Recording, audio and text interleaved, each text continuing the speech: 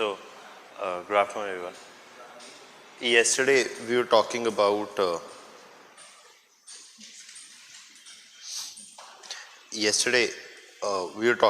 India-Bangladesh relationship. We had broadly completed a discussion on the same, on the India-Bangladesh relationship and its evolution. Now, so that is there, and today we'll firstly start with Sri Lanka. Okay.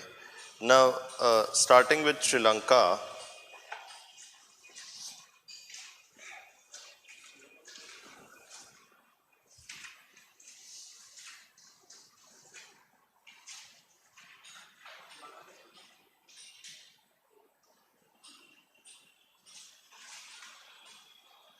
So, when we talk about the India-Sri Lanka relationship,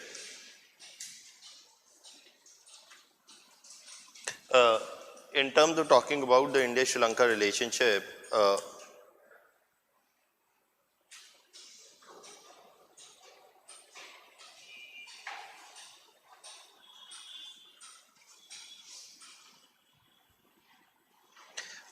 what are the things to be kept in mind? See, now again, whenever we talk about the India-Sri Lanka relationship also, one is that we'll look at the historical context of the relationship, or how the India-Sri Lanka relationship has historically evolved over the decades. And here, when we talk about the historical background, one of the most important things that has there is the Tamil question. You know, one of the issues largely has been the issue of the Tamil question, and you know, from the IPKF to the 13th Amendment.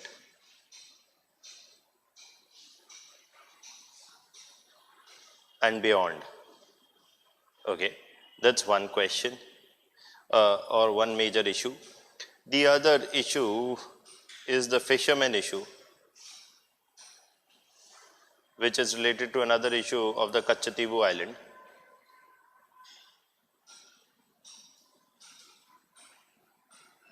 And the third issue is about the China factor,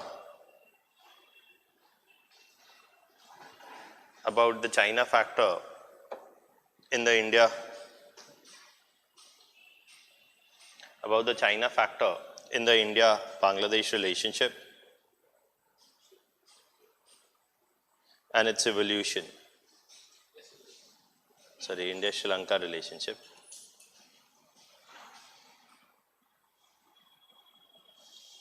And its evolution. Now, when we talk about, actually, they can ask you a question on IPKF related thing also in your GS paper 1 post-independence history. See, the IPKF, the Indian Peacekeeping Force or the Indian Peacekeeping Mission to send to Sri Lanka is one of the few military missions, or one of the few missions where India has actually put troops on ground in another country in a domestic issue of another country in its individual capability. Or that India, it's been one of those few issues or few countries where India has actually put troops on ground. And what led to all of that, etc., that is what we're going to discuss. Also, this was in 1987 and till 1989, Indian troops were in, till the beginning of till the end of 1989, they were on the ground in Sri Lanka for 2 years, 2.5 years. And they can ask you a question on this in post-independence history also. And because if you look from 1989 till 2019, that's a good 30 years. So even in post-independence history, they can ask you a question on what led to India deploying the IPKF mission in Sri Lanka, its consequences or its significance.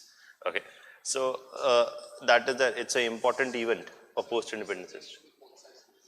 Pardon? Kachativu Island. KachatEevu, the Kachativu Island issue. Now let's start with the historical background of the relationship itself. Now, I don't want to get into the details from your examination point of view. When we look at the historical background of the relationship, one of the first things, even before historical background, is to know the significance and the background of Sri Lanka. Now, when we talk about the background and the significance, firstly, when we talk about the background of Sri Lanka, you have something about, when we talk about the background of Sri Lanka, one is that Sri Lanka is situated some 90 nautical miles, or sorry, okay, that's about Maldives. Sri Lanka is situated some few nautical miles off the coast of the southern tip of India, right? And that is itself something that can, that is important from India's viewpoint, in the sense that Shiv Shankar Menon, for example, argued that Sri Lanka is like an aircraft carrier sitting on the tip of India, in the sense that whichever naval presence or military presence in Sri Lanka of any third party can have serious consequences for India. Secondly, Sri Lanka, like Maldives, sits on a number of major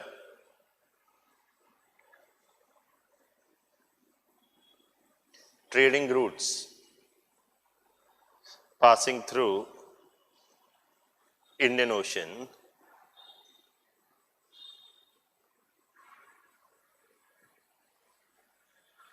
Moreover, ports like Colombo, the Colombo port is a major port through which Indian goods are also routed through third countries. Colombo port is a major deep sea port, and it has the capacity of taking in ships with large cargo. Many Indian ports do not have these kind of capacities to take in ships with large cargo. So what happens is that goods go from India to Colombo, and from Colombo they go to other countries. Okay. So in that context, it sits on a number of major trading routes passing through the Indian Ocean, and thus is of vital importance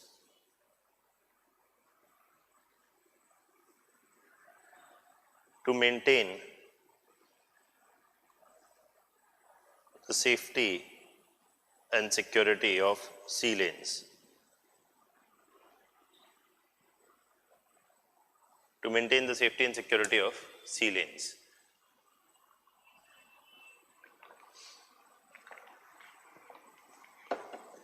Now,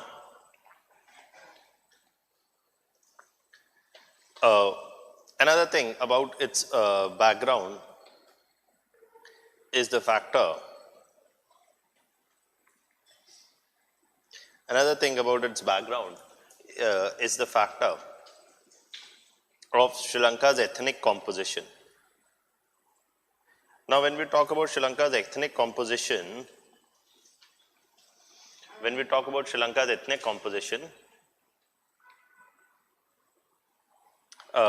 what one finds is that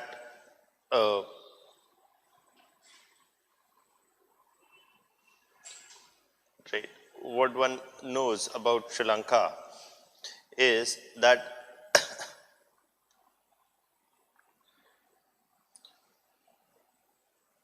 Sri Lanka has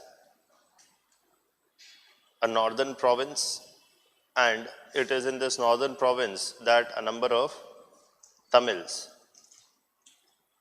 or the Sri Lankan Tamils are based, and partly in the east of Sri Lanka, or in the eastern portion of Sri Lanka, there are a number of Sri Lankan Tamils also a number of whom are also Muslims.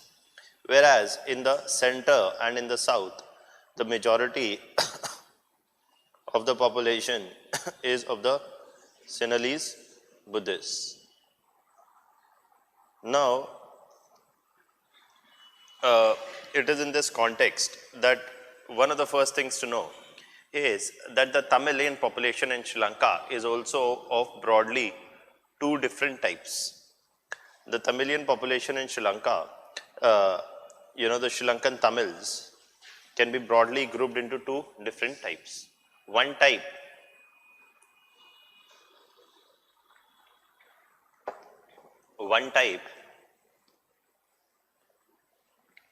is that of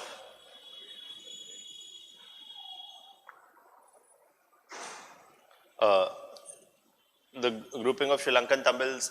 One type is that of the native Sri Lankan Tamils, and these are roughly 11% of the population. The native Sri Lankan Tamils are roughly 11% of the population, and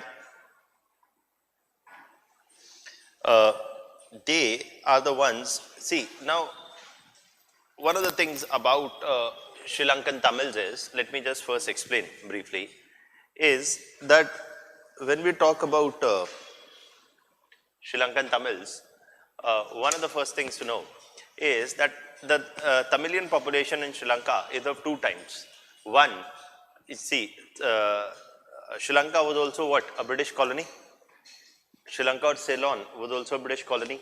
And when this was a British colony, a large number of plantation workers. The Sri Lankans set up the tea plantations in, the Britishers set up the tea plantations in Sri Lanka. They brought in a large number of workers or indentured laborers to work on the tea plantations in Sri Lanka. From where? From the Tamil Nadu region. And these were the ones whom we call as the migrant Tamil population. They were roughly 2 to 3% of the Sri Lankan Tamilian population. Whereas, but there's a big difference between the native Sri Lankan Tamilians who for generations or for centuries itself have been the original inhabitants of this region. Okay, so a number of Sri Lankan Tamils have been original inhabitants of this region for a long, time. So, in that context, you see that a number of Sri Lankan Tamils have been original inhabitants of this region for a long time, for centuries altogether. You know, if you remember from the Chola Empire, and even before the Chola Empire, you see there has been a Tamilian population which has resided in Sri Lanka. So, almost for 1,000 years or more. Okay. So, these native Sri Lankan Tamilian population, which were a minority in the north, before Sri Lanka's independence in 1950, though they were a minority, they were better educated, primarily in the English language, and better educated as compared to whom? As compared to the native Sinhalese Buddhists. Okay, so they were better educated with the proficiency in the English language and had a predominance in a number of government jobs and had a predominance in a number of government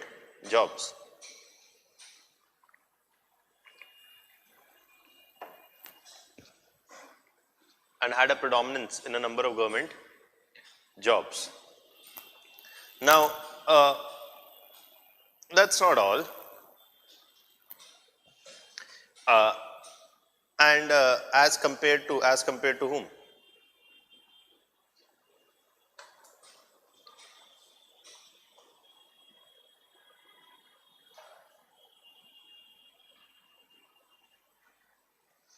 As compared to the Sinhalese Buddhists, okay, which were the majority population.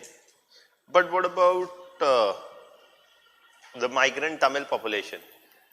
They were poor, often received low wages in the tea plantations, and with little rights or political representation.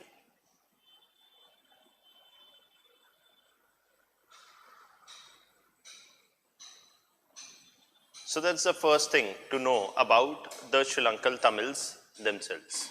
Okay. Now, or the difference, broad difference between the two groups of Sri Lankan Tamils. So put together, they would be probably around some 13-14% of the population in Sri Lanka. Put together, there would be something about 13-14% population in Sri Lanka, and but there is a difference between the two. Now, once Sri Lanka gains independence, who formed PAR who came to PAR in 1950? So in 1950, a Sinhalese majority-led government was established. A Sinhalese majority-led government was established in Sri Lanka.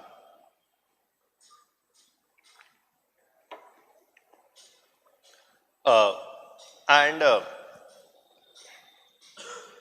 which took a series of steps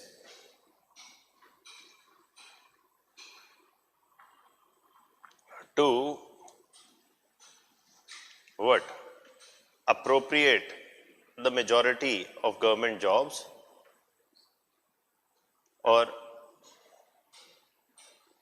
majority of government jobs, and marginalize whom?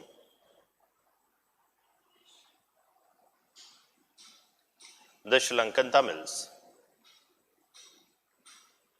How? That in 1956 they introduced the official language policy.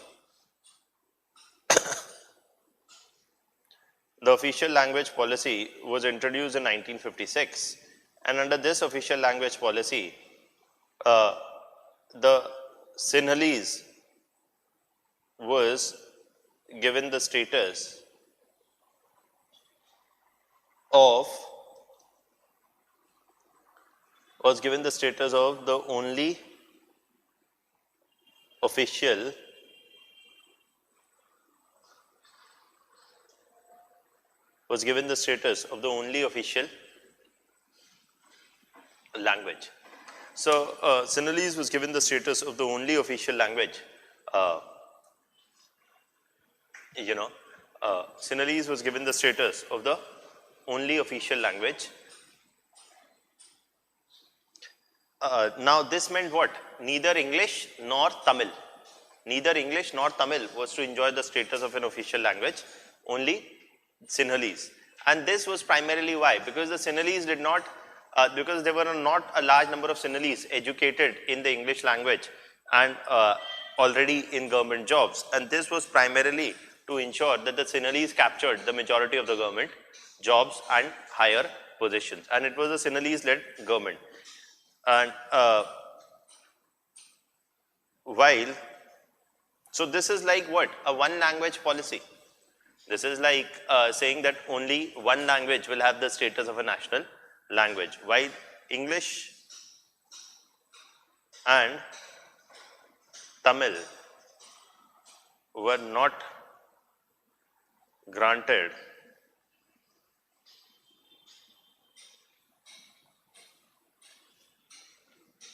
English and Tamil were not granted a similar status. Now, and the marginalization of the Tamils continued. And you see in 1960 and 1963, what had started to happen. देखिए, there is, वैसे अगर आप detail में पढ़ें, yes.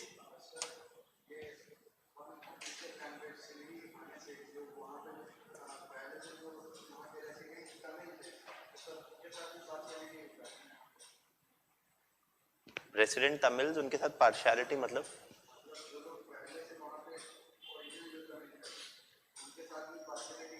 Partiality मतलब, partiality तो positive भी हो सकता है, नेगेटिव, मतलब क्या कहना चाह रहे हैं आप? डिस्क्रिमिनेशन और पार्शियलिटी क्या मतलब, शब्दों का चयन सही करिए. हाँ. So it is, yes, it is discriminatory against Tamilians in general, whether they are native Tamilians. So the official language policy is discriminatory against Tamilians, whether they are native Tamilians or native Sri Lankan Tamils or the one who came as indentured laborers. It is discriminatory against both. That's it. So one of the things is that why I have told you this differentiation is that the demand or the leadership of the LTT or the major militant groups in Sri Lanka came from whom? Came from the educated Sri Lankan Tamils.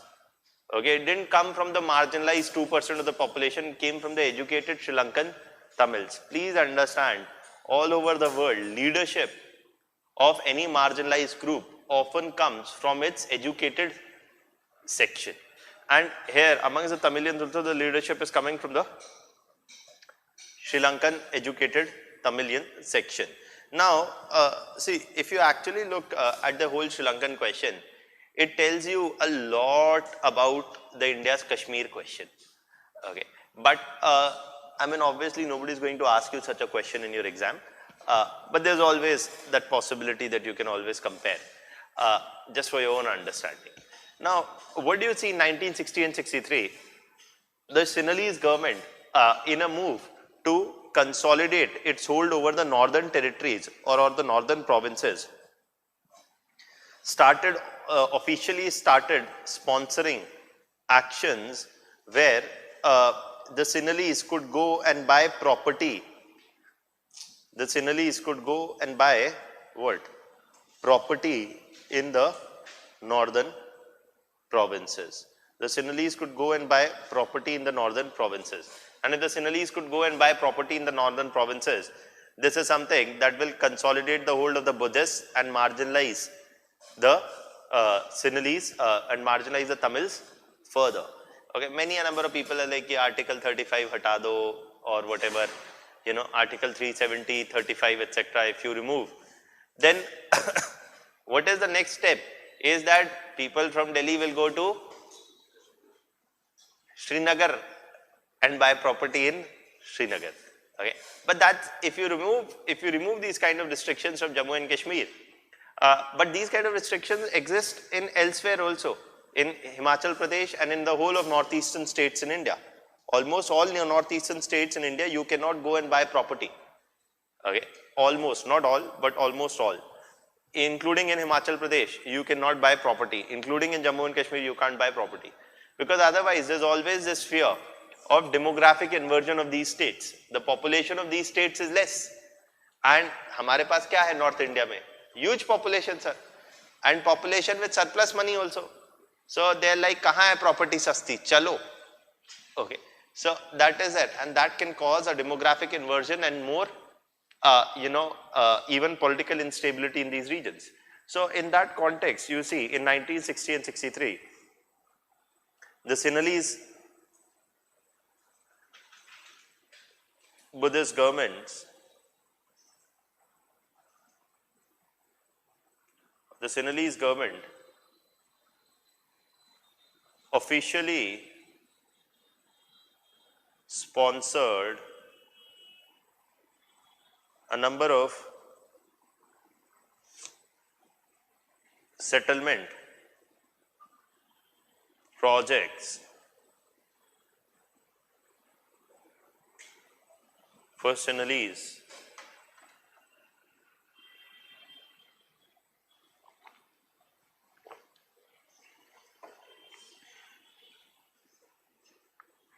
Population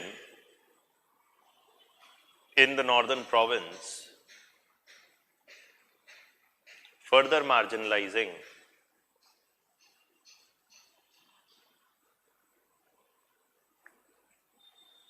the Sri Lankan Tamils. It is after this time, and see, now herein is the other context of domestic politics in India. What is happening is that during the 1950s, India also had this language or linguistic conflicts going on, particularly in the southern states. Particularly one of the prominent southern states was where this language conflict was ongoing was, whether that's Andhra Pradesh or Tamil Nadu also. And there was this idea in 1950, we had said that after 15 years, which is the transition period, Hindi will become the official language. So in 1960, there was a lot of resentment in Tamil Nadu also with this, with what was perceived as the imposition of, the which language? The Hindi language on the Tamilian population. Okay. And ultimately, the Indian government gave in to Tamilian demands and came up with what was called as a 3-language formula. That one official, there will be no national language. One official language would be English, the other official language would be Hindi, and the third official language would be the regional language of that particular state. So with this 3-language formula, you see what was achieved was incorporation of whose demands?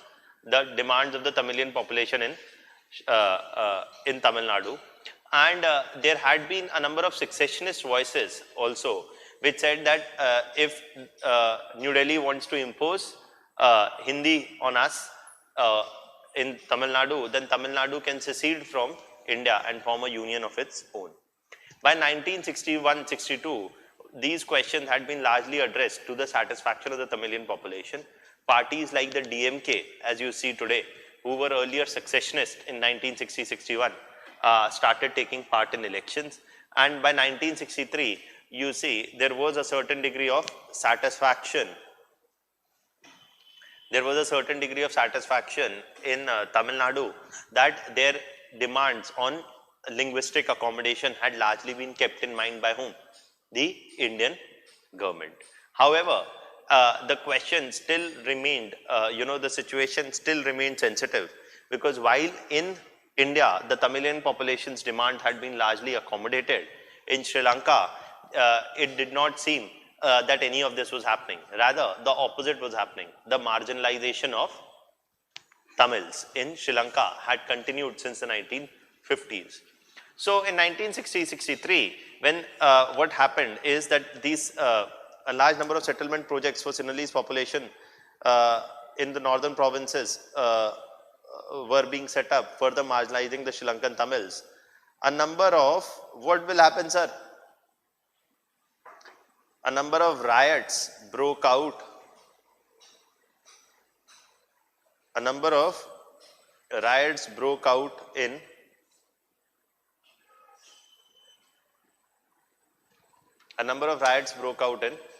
Sri Lanka. Sorry, a number of riots broke out in the northern provinces in Sri Lanka. And in these riots, there was large-scale violence against the Sri Lankan Tamils. Now, when there is a large-scale violence against Sri Lankan Tamils, this is a matter of concern for whom? India. This is a matter of concern for India because the India's population, or the Tamil Nadu, or the Tamil population in Tamil Nadu in India had a significant amount of sympathy for whom? The Sri Lankan Tamils, to whom they were ethnically, linguistically and culturally related. And it is at this time that the Tamil population, parties like DMK, etc., were asking India, what is New Delhi doing to ensure that the Tamil population in Sri Lanka is not marginalized? So there was domestic pressure building up in India from Tamil Nadu to do something about the Tamil question in Sri Lanka and talk to the Sri Lankan government. Now this is also in the background that Sri Lanka was also a non-aligned country, a NAM country. Sri Lanka was also a NAM country during the Cold War. Sri Lanka also talked about socialism, etc. So partly it was also a NAM country, it was also talking about socialism, and it was located in the immediate backyard of India. And India, being much larger, was bound to have a say if it wanted in the Sri Lankan affairs, especially on the Tamil question. So you see, there was a lot of domestic pressure on the Indian government also. So, under or the Indian government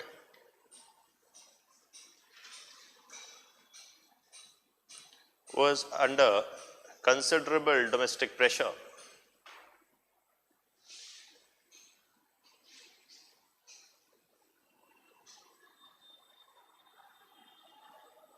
The Indian government was under considerable domestic pressure to act upon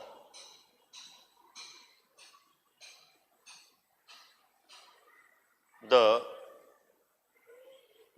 deteriorating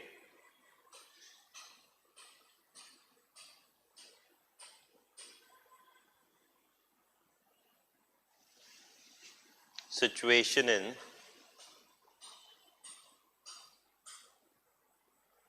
Tamil Nadu,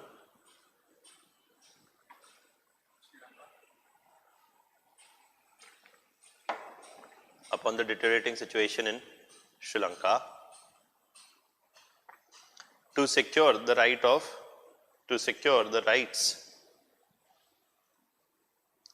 of Sri Lankan Tamils.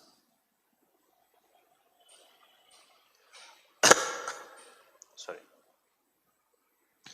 Now, this is there, and you see,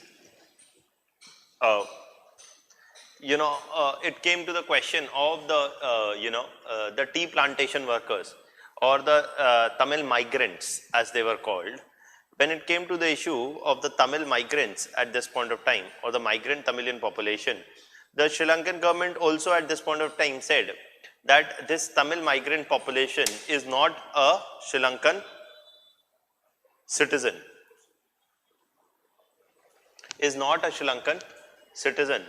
They are not Sri Lankan citizens, and so they must be deported. Deported to whom? India. Okay. Now, India, however, could not, accept this kind of a deportation with any ease because of the domestic repercussions. Because of the domestic repercussions that such a agreement would have. If India had agreed to this deportation of Tamilians from Sri Lanka, then it would have domestic implications that Indian government is doing nothing to ensure the rights of Sri Lankans ensure the rights of Tamilians in Sri Lanka, and rather it is further hand in glove with the Sri Lankan government to marginalize Tamilians. So in that context, the Indian government is a very tricky situation. However, 1964 and 1974, there were two agreements where a certain number of Tamilians, native Tamilians, a certain number of migrant Tamils who had gone to Sri Lanka as workers in plantations, if they wanted to come back, they were offered a one-time settlement. That a small or some out of some 60-70,000 would be given citizenship in India, and the rest will be given citizenship in Sri Lanka. So the Sri Lankan government and the Indian government reached a compromise, okay, in 1964 and 74. We don't need to get into the details. Now, however, by the 1970s, the marginalization of the Sri Lankan Tamils continued, and TULF, the Tamil Union Liberation Front,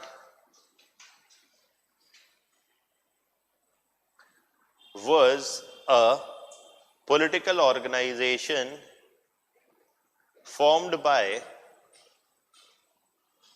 Sri Lankan Tamils to contest elections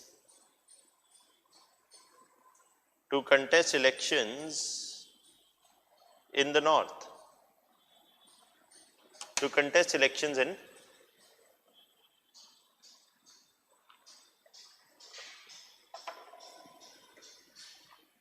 was formed by Sri Lankan Tamils to contest elections where? In north. And this was a political party formed in the 1970s.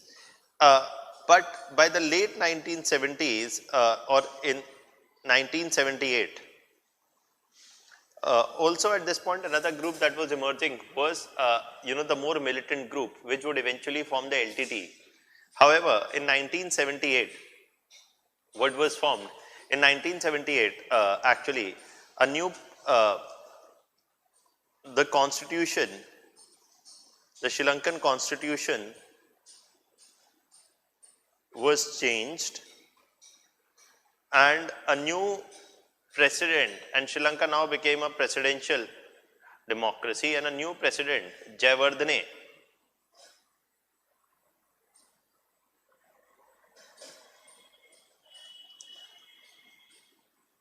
came to power.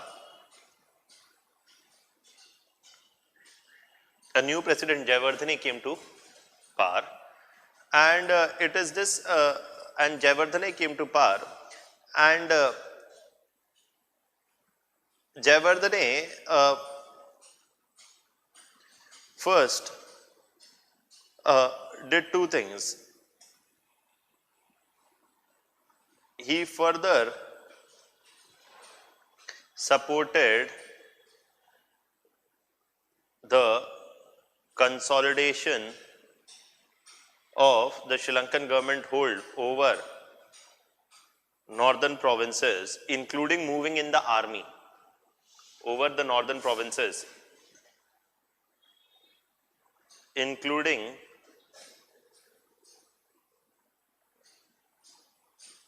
moving in the army. And secondly, he did two things. Adopted a free market approach, adopted a free market, or opened up Sri Lanka's economy. And secondly, he also did something important. He sought closer relations with whom? No. Sir, free market economy, how can closer relations with China? Closer relations with US. So he sought closer relations with USA and also adopted a free market and an open market economy. And at the same point of time, he further supported the consolidation of the Sri Lankan government over the northern provinces. What is he exactly doing? Jayawardene is playing an important game. As he tries to consolidate his hold over the northern provinces, he is well aware that it may evoke what? A response from India. You know, the memories are already there. Which memories? Of the 1971 war.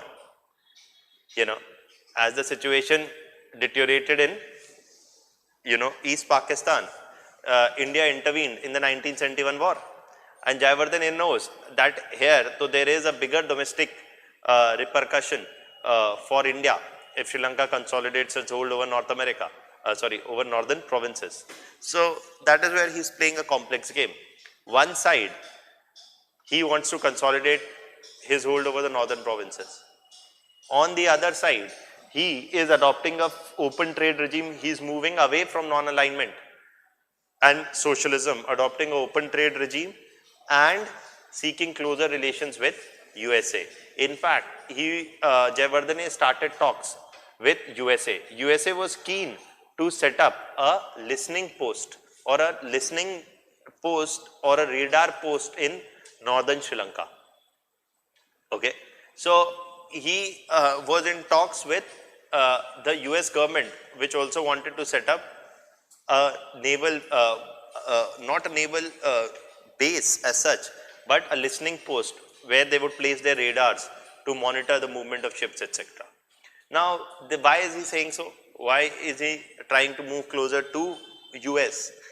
Partly is that if he tries to consolidate his hold over northern Sri Lanka and the Indian government intervenes in any manner, who is backing Sri Lanka? US.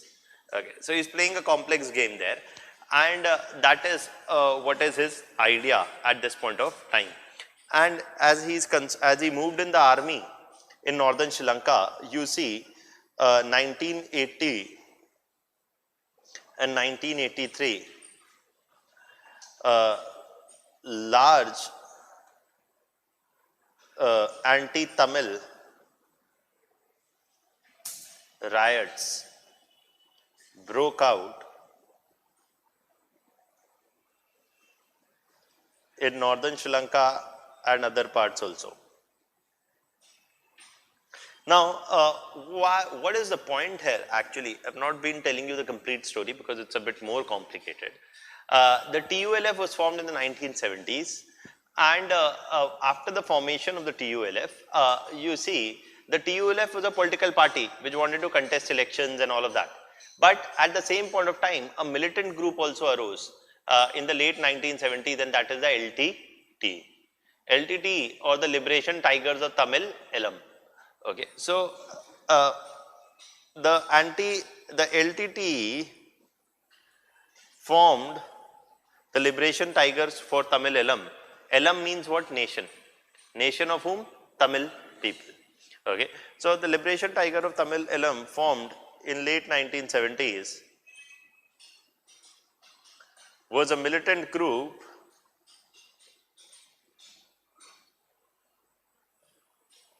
which attacked the police and army, outposts in northern Sri Lanka.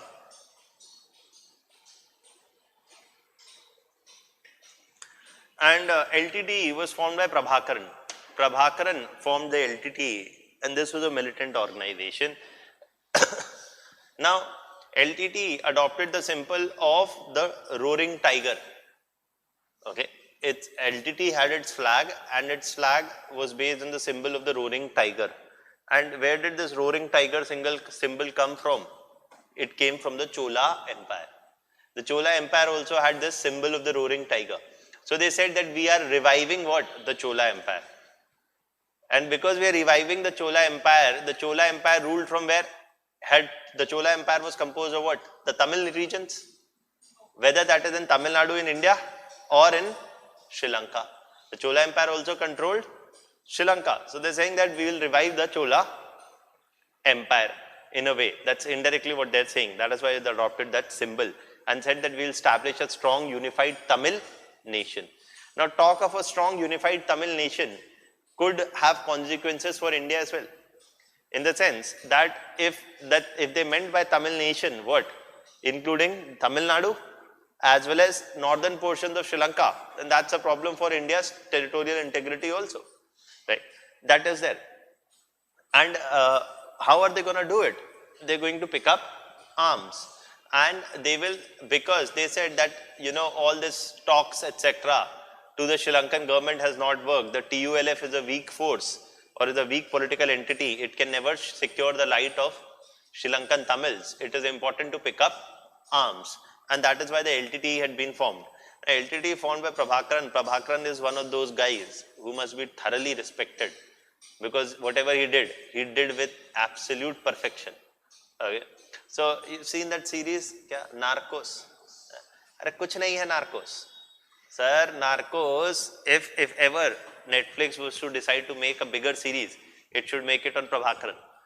He's one guy who headed an organization which was more deadly than any other militant or later a terror group formed in any part of the world.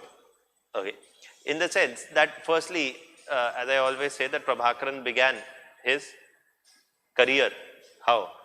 By being a student union leader, like Kanhaiya. Okay. But that is where the similarity ends. Because after that, what did he do? Firstly, he murdered a university professor only. Okay. That is how he started his career, and since then there was no looking back, sir. In the sense that Prabhakaran's simple idea was anybody who will come in his way, he'll simply assassinate them. Firstly, he started assassinating in the late 1970s a number of TULF leaders only. He said these TULF leaders, they themselves are an obstacle. Why? Because they claim to be the representative of the Tamil population, but they are weak representative. Who is the strong representative? LTT. So they firstly killed TULF leaders. Then they started attacking the army and the police outposts in northern Sri Lanka. And in response, and actually I did not tell you this detail, but in 1980, as the Tamil riots began, they had first attacked a police convoy, killing 40 police officials in northern Sri Lanka. In response, you see there is a wider anti-Tamil riot that breaks out in northern Sri Lanka as well as in other parts of Sri Lanka. And the LTT, gained more traction. And as, large-scale riots broke out, you see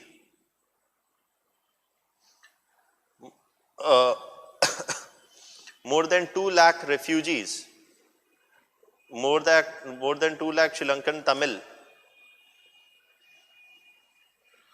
refugees came from Sri Lanka came from Sri Lanka in the northern provinces to Tamil Nadu region in India. And again, what is there? Sir, intense pressure. So, India is now in a situation where it has an intense pressure again. Because the situation again deteriorated, there is again pressure on New Delhi from the DMK and the Congress also wants to contest elections in Tamil Nadu. Congress also has a domestic presence in Tamil Nadu. At the same time, there is DMK. And the DMK is also putting pressure on the Congress government at the center to do something on the Tamil question, to protect the rights of Tamils in Sri Lanka and intervene in the Sri Lankan question. But India's government is in a tricky position. Why? Because any intervention, because India could not think of any military intervention in Sri Lanka. Because A, it would lead to a negative impression of India. Secondly, what if Jayawardene, who was already in close talks to whom? US, would have a US backing. So India did not want immediate military intervention in Sri Lanka. And in 1984, what happens is that Indira Gandhi is assassinated. And then there are the upcoming elections. That is why, so Indian government did not immediately intervene in the Sri Lankan Tamil question. And the domestic pressure continued to build on. As the new government of Rajiv Gandhi came to power in 1985,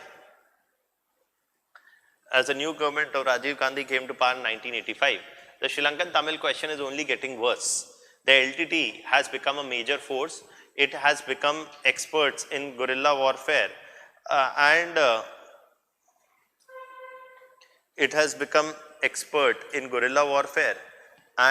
since then has been bombing what? A number of territories. Which territories? And since then they had been bombing a number of police and army positions in northern Sri Lanka. They had also been kidnapping a number of people to obtain ransom. See, if you have to fund your armed struggle, you need money. So they were doing all kinds of things, narco trafficking, even smuggling in arms, all of those things. So as they mounted an offensive also, the situation is worsening. Rajiv Gandhi government came in, and Rajiv Gandhi government got into talks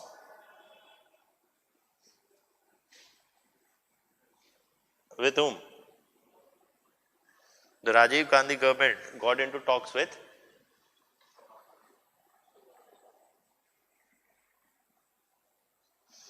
Jayawardene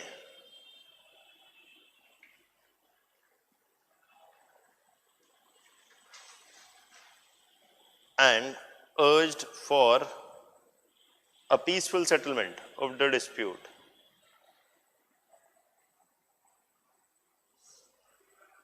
But as no solution seemed to be in sight, and in 1987, the Sri Lankan army enforced a blockade. The Sri Lankan army enforced a blockade on northern Sri Lanka. The Sri Lankan army enforced a blockade on northern Sri Lanka. The Sri Lankan army enforced a blockade on northern Sri Lanka. Their aim was to stop the smuggling in of arms into northern Sri Lanka, etc. But as they stopped or enforced a blockade in northern Sri Lanka, even the supply of food, fuel and other commodities was being affected. And this was leading to shortages, etc. also in northern Sri Lanka. And the Indian government was under intense pressure because the refugee crisis was only getting worse. And by 1987, almost close to more than 5 or 6 lakh Sri Lankan refugees, Tamil refugees were in India. So the situation was actually getting worse. And as the Sri Lankan army enforced a blockade on northern Sri Lanka, the Indian government intervened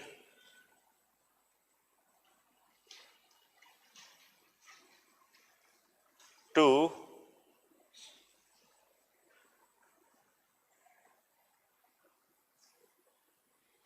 airdrop commodities, airdrop food supplies into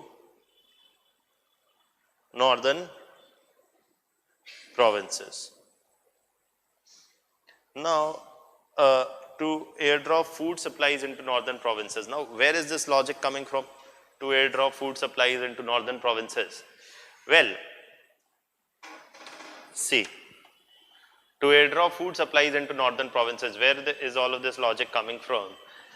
See, the Indian government wanted to be seen as doing something. It could not afford to be seen as sitting silently as a Sri Lankan government went ahead and resorted to a use of force which only worsened the refugee problem. The Indian government wanted to be seen as doing something, but at the same point of time, it did not want to get immediately or want to do something which would be seen as a immediate military action against Sri Lanka. So, as a measure to firstly placate India's domestic, sentiment, India immediately airlifted food supplies into northern Sri Lanka and did not take any permission from the Sri Lankan government, only informed them a couple of minutes or half an hour before the airdrop was to happen that this is what we are doing. So this was to inform the Sri Lankan government not to take their permission for doing so. This was also indirectly telling to the Sri Lankan government, if we can drop food supplies, we can drop bombs also. Okay, so that is that. So it was a soft message, or it was a message to be sent out to the Sri Lankan government at the same point of time to be seen as doing something on the Sri Lankan question. And this got the Sri Lankan side also more willing into talks with India. This is at this time that Jayawardene and Rajiv Gandhi had a series of talks, and that led to the accord, the India-Sri Lanka Accord of 1987, also called as the Rajiv Gandhi Jayawardene Accord. And it is in this accord that both the sides came to a settlement, or both the sides agreed to have that firstly, both the sides, India and the Sri Lankan government, agreed to have a settlement over the Tamilian question. And the Indian government would be playing the role of a mediator between whom? Between the Sri Lankan Tamils and the Sri Lankan government itself. Okay, and the base for that would be the Rajiv Gandhi Jayawardene Accord. Okay, that is it. So you see that following these measures,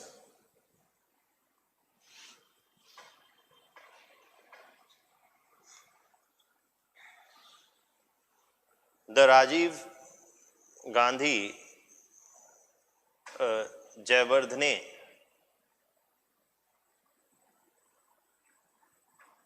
Accord, or the India-Sri Lanka Accord,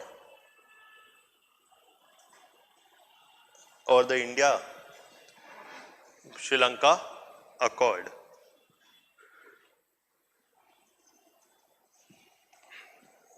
was signed in 1987, under which India would mediate between the Sri Lankan government and the Sri Lankan Tamils to arrive what? At a political solution.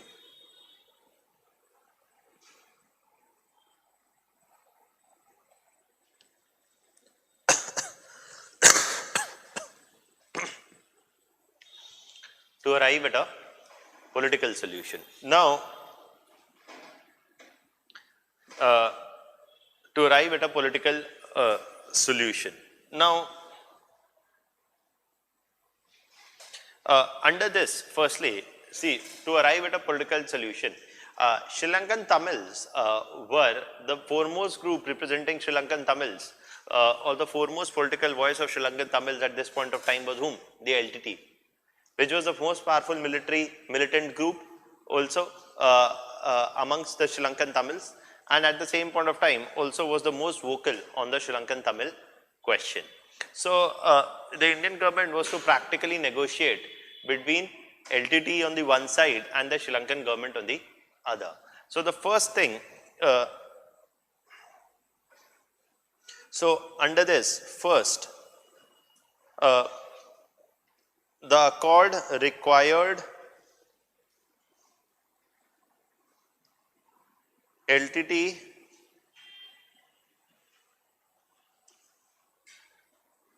and other militant groups to lay down arms and the Sri Lankan army to retreat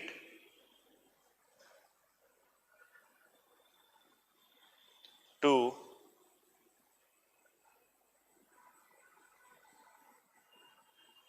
its base camp.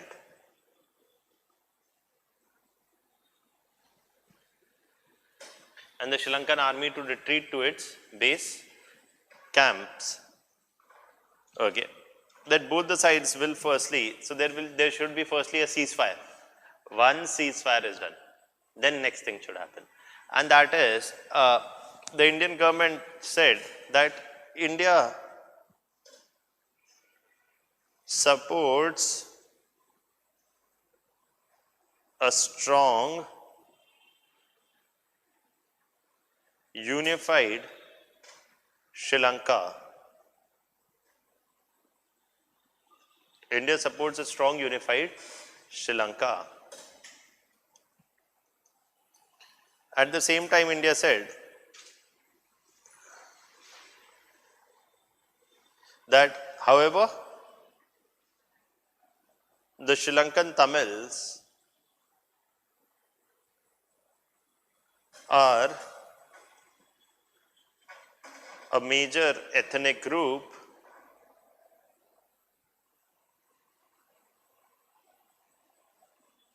ethnic, linguistic and cultural group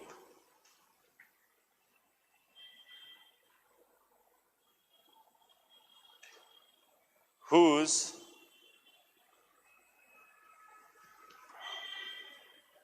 demands for political autonomy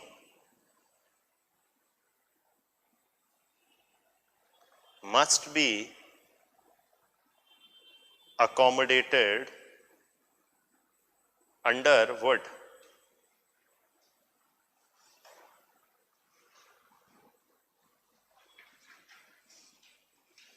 Under a federal constitution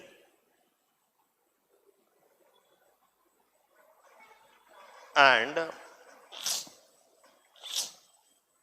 the northern provinces the northern provinces must be granted the control of finances, law and order, land, etc. Also, what? Tamil must be recognized as another official language. So, firstly, what is the Indian government trying to do? Indian government is trying to reach a settlement between both the parties. The Indian government is trying to reach a settlement between both the parties. So, it is first saying to placate whom? The Sri Lankan government, that we support a strong unified Sri Lanka, meaning we do not support what? The demand of LTT for establishing a separate Tamilian nation or a Tamilian ilm. That's first thing. But at the same point of time, India said that, what is India indirectly saying? You learn from India's example. India is saying to Sri Lanka that you learn from India's example. Do not, Sri Lanka had a unitary constitution from 1950s till 1978. Sri Lanka had a unitary constitution. They are saying that move away from a unitary constitution, adopt a federal constitution. Under the federal constitution, create Northern province as an independent state and grant it more autonomy, including the control of police, law and order and finances, but under a one common center. So what they are arguing for is the devolution of power to northern provinces under a federal constitution for a unified Sri Lanka. That's almost like they're saying to them that you can learn from the Indian example. The way we dealt with the Tamil question, you can also deal with the Tamil question in a similar manner. And that is what is there. And all of this would require what? And this, India said, must be the beginning. So this is only the beginning, India said. And ultimately, the aim must be to give northern provinces more autonomy under a unified constitution. Okay. And many people today are saying कि नहीं, हमने उल्टा करना है कश्मीर में. Sir, one of the things is in India's federalism, we say India's federalism is what? Symmetric federalism or asymmetric federalism? Asymmetric federalism. Why do we say it's a asymmetric federalism? Because different regions may have different conditions, unique factors and demands which have to be accommodated under the Indian constitution. Arey, look at Delhi. Look at Delhi. That's also an example of asymmetric federalism also. Hai bhi or nahi bhi. Right? What? A state. Right? So, asymmetric federalism and its discontents may arise from time to time. But the aim is not to enforce some,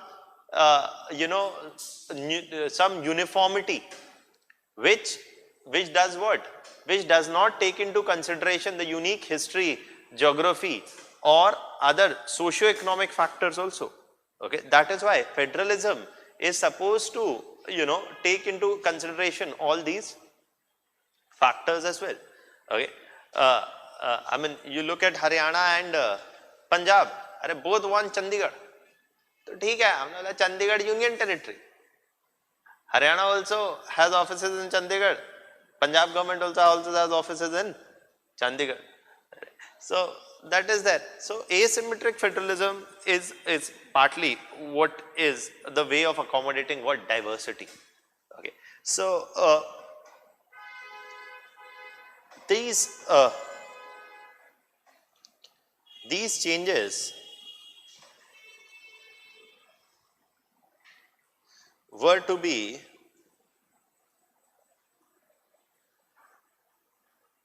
implemented under what? The 13th Amendment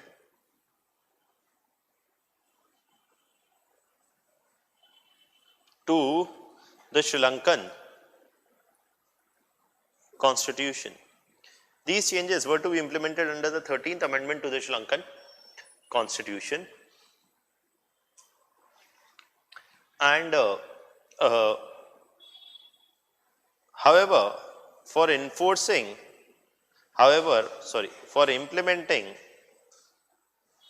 the India-Sri Lanka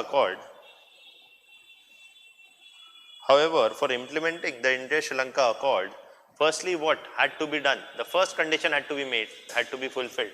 That is, both the sides must lay down arms and there must be a ceasefire. And to enforce the ceasefire, who would go? The Indian troops.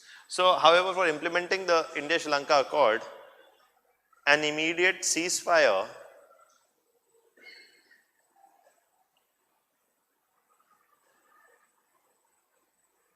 had to be put into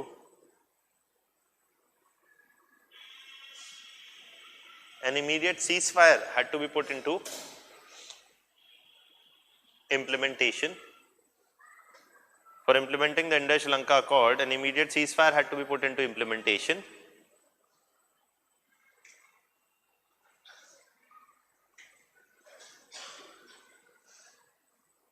Had to be put into implementation. An immediate ceasefire had to be put into implementation, for which Indian troops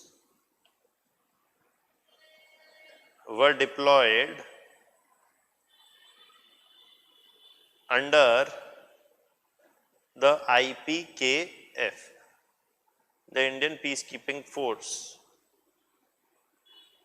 Now this is no Indian Peacekeeping Force. Now please understand, ये इसका ये कोई UN की peacekeeping से कोई लेना देना नहीं है. This is not a UN peacekeeping mission. This was a peacekeeping force which was being sent to whom? Sri Lanka, with the consent of whose government? Sri Lankan government. So firstly, India's intervention in Sri Lanka was not without Sri Lankan government's consent. It was with the explicit consent of the Sri Lankan government. And this is where you see that it is said that Jayawardene was a smart kid, as always. In the sense that it said that Jayawardene was a smart kid, that he got in the Indian army. Okay, Indians wanted to do something, so he got in the Indian army. Now this Indian army was to enforce the ceasefire. But firstly, the LTT was not very keen on getting into this accord, and only reluctantly had Prabhakaran agreed to this accord. And as soon as the Indian government got onto the ground enforcing ceasefire, LTT withdrew from the accord. LTT withdrew from the accord and started violating the ceasefire. And the Sri Lankan army receded to its army bases, more so in the south. Okay, meaning what? That leaving whom? The Indian government to fight, the Indian army to fight whom? LTT. Now many argued that the Indian army was fighting LTT with one arm tied to the back, in the sense that this is a huge political disaster for India.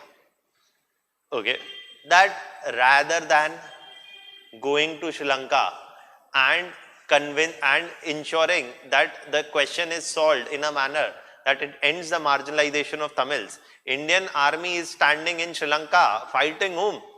LTT, which is the Tamil militant group which is arguing for the rights of Sri Lankan Tamils. So this is firstly a political disaster for India with respect to its own Tamilian population. Secondly, the Sri Lankan government also said that India is the big brother. Jayawardene, who had himself signed this treaty, he said that the Indian government is the big brother. It was not so much Jayawardene actually, but more so the opposition parties of Jayawardene. So opposition political parties of Jayawardene started saying that India is the big brother which is interfering and violating the sovereignty of Sri Lanka. India pointed out that we are acting with the consent of the Sri Lankan government, but that did not matter in the domestic politics. Okay, so from many in the Sinhalese population saw India's intervention as unnecessary, okay, and also useless, in the sense that Indian government was also not able to bring LTT to a political settlement. On top of that, Jayawardene also did not implement the 13th amendment. Jayawardene, who had said that we will bring in the 13th amendment, he did not bring in the 13th amendment immediately. So neither the 13th amendment was being implemented. On the other side, the domestic political parties in Sri Lanka criticized India's intervention. The Tamil population in India was unhappy because the Indian government had failed till now to put the 13th amendment in implementation on the ground level, and instead was fighting the LTT. Okay. And the LTT were a prominent guerrilla force, LTT were a prominent guerrilla force and the Indian army had no prior experience of fighting in these areas. That's one thing. It was a totally new land and the LTT were prominent guerrilla force and India was not allowed to move in tanks or full scale ammunition into the war. Obviously, India does not want a situation where it is seen as using tanks against the Tamilian population in Sri Lanka when they went ironically to secure the rights of Tamilians. Okay. So India was neither allowed to fight a full scale war on one side. On the other side, the Sri Lankan, on the other side, the LTT, which was a good guerrilla force, had a better knowledge of the local terrain. From 1987 to 1989, more than 1100 Indian soldiers were killed in Sri Lanka in this IPKF mission. And it did not seem that the movement, that this whole, IPKF mission was going anywhere. Okay. And at the same point of time, when Jayawardene was defeated in the election next year, in 1989, Bhandaraike came to power. And Bhandaraike said that we will ask the Indian government to withdraw, okay, the troops. Okay. So, because Jayawardene did not ask the Indian government to withdraw the troops. So, Bhandaraike was of the opinion that when they come to power, they'll ask the Indian government to withdraw. And you see that eventually the Rajiv Gandhi government also lost the elections on the Bofors issue in 1990 and the VP Singh government came to power in India. The VP Singh government eventually agreed to withdraw the troops from Sri Lanka. Okay. The Indian government agreed to withdraw the troops from Sri Lanka and the whole IPKF mission ended in a disaster. 1100 Indian troops lost lives. India's intervention did not solve the Sri Lankan Tamil question and it also generated a negative image for India in the domestic politics of Sri Lanka. Sir, that is why no Indian politician is saying that we will put troops on ground in Afghanistan. Pehli baat, on Sri Lanka we have a geographical advantage. On Afghanistan, we don't have any geographical advantage also. Okay. Secondly, the situation in Afghanistan is way more worse than the situation in Sri Lanka. When US has not been able to arrive at a political settlement in Afghanistan between Pakistan, between the Afghan Taliban and the Afghan government, how can India do so? Okay. And the last thing is India should put in troops on ground in Sri Lanka, get Indian troops killed and then acquire a negative image in the domestic politics of Afghan. So in that context, any Indian any Indian military intervention in the domestic politics of a deeply fractured Afghanistan is a very, very bad idea that has been argued by many a number of observers. It would partly be like repeating the mistakes of the 1987 IPKF intervention. So that's also something which is there. Is this much clear? Anything you want to ask till here? Assassination of Rajiv Gandhi will happen after this. Okay. So that is that. Now,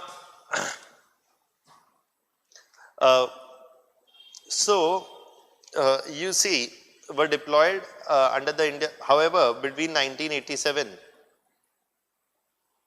to 1990, the LTT soon withdrew from the India-Sri Lanka Accord, withdrew its support from the India-Sri Lanka Accord, and thus conflict resumed now between, and thus the conflict resumed now between whom? Now between the LTT and the IPKF. The conflict now resumed between LTT and IPKF, and over the next few years,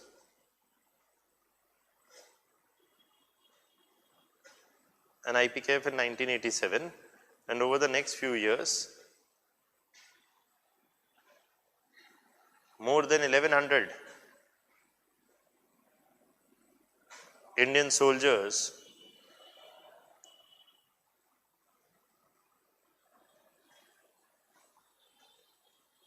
more than 1100 Indian soldiers were killed.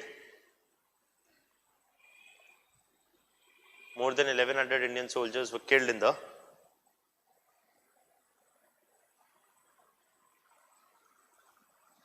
more than 1100 Indian soldiers were killed in the conflict.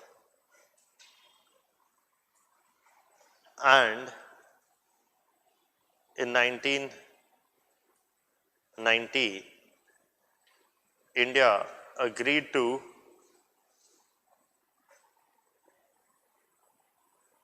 withdraw the troops from India agreed to withdraw the troops from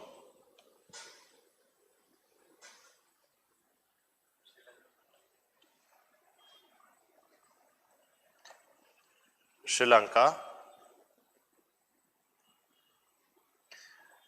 The Indian military intervention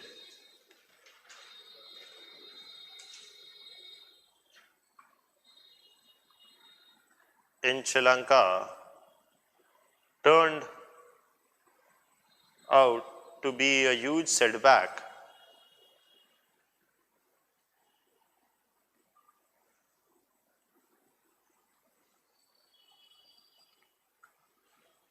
to a huge military setback for India.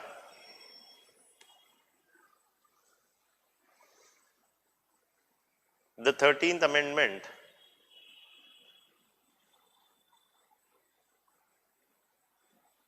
was never effectively implemented.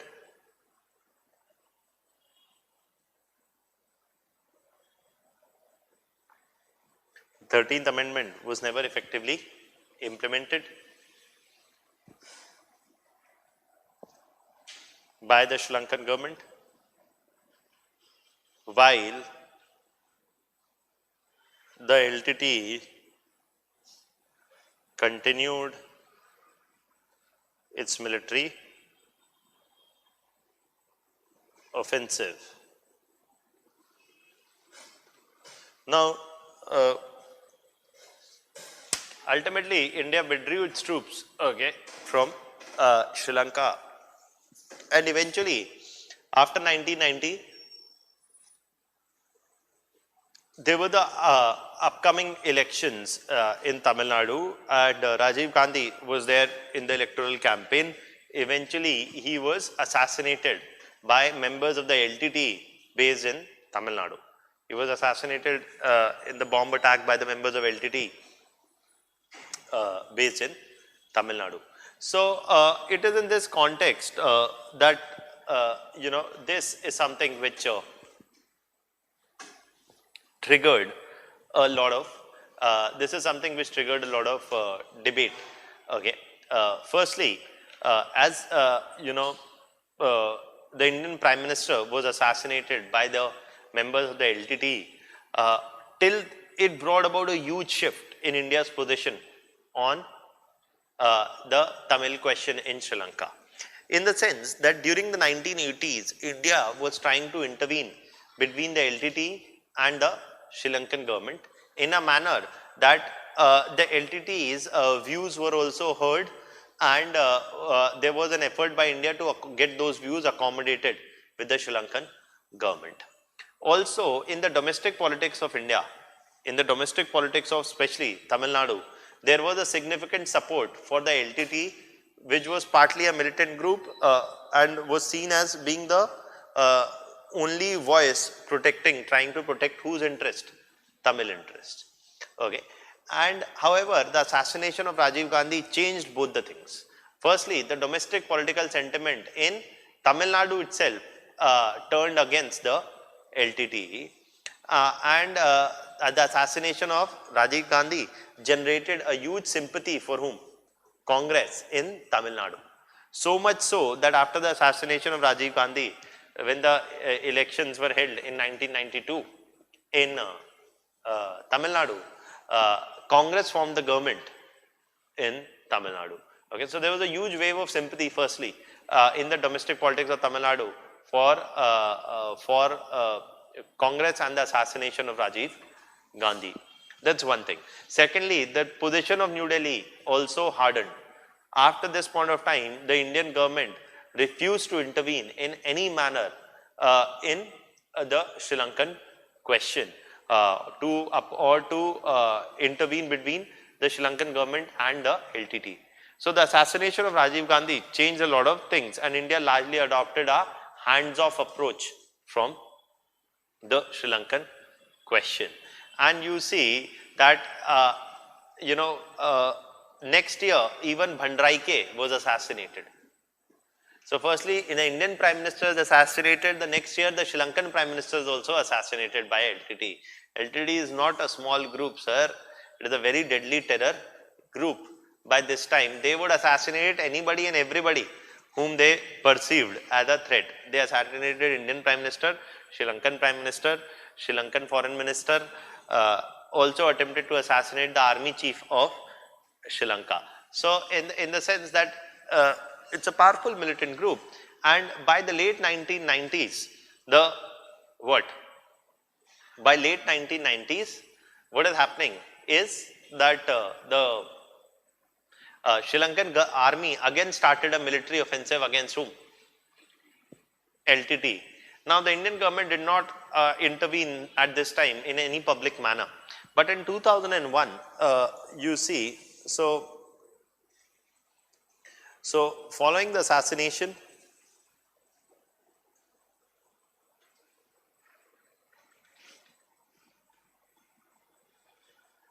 of Rajiv Gandhi,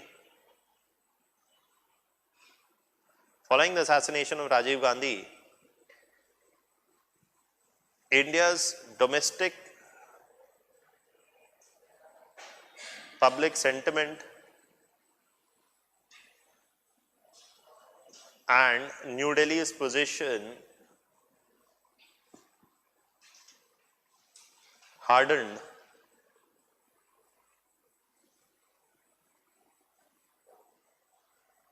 against the LTT,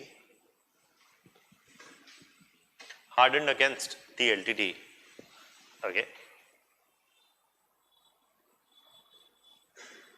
and it adopted a largely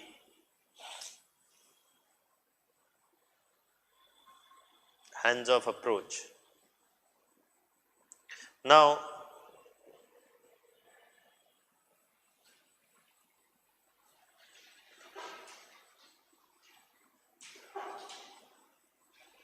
between 2000 to 2005,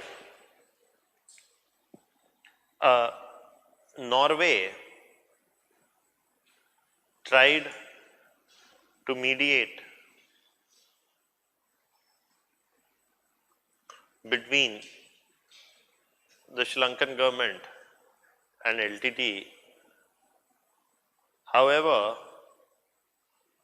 all such talks failed.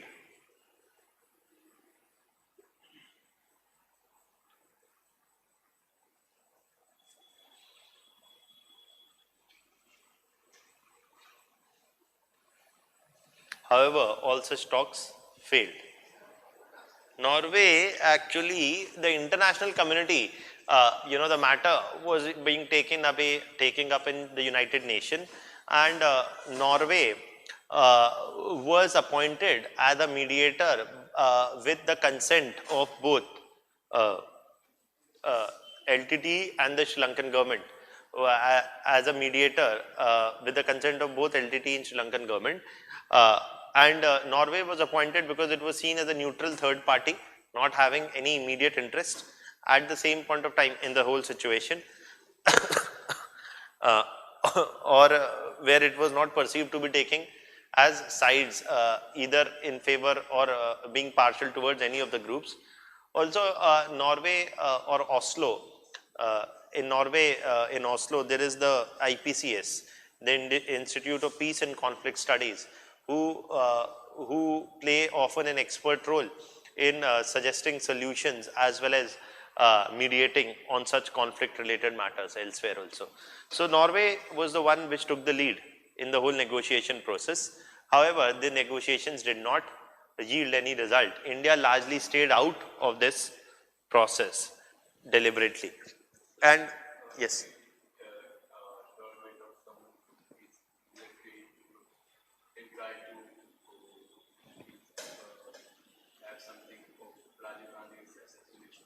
Ji? I didn't get revenge. Revenge from whom? So क्या करें?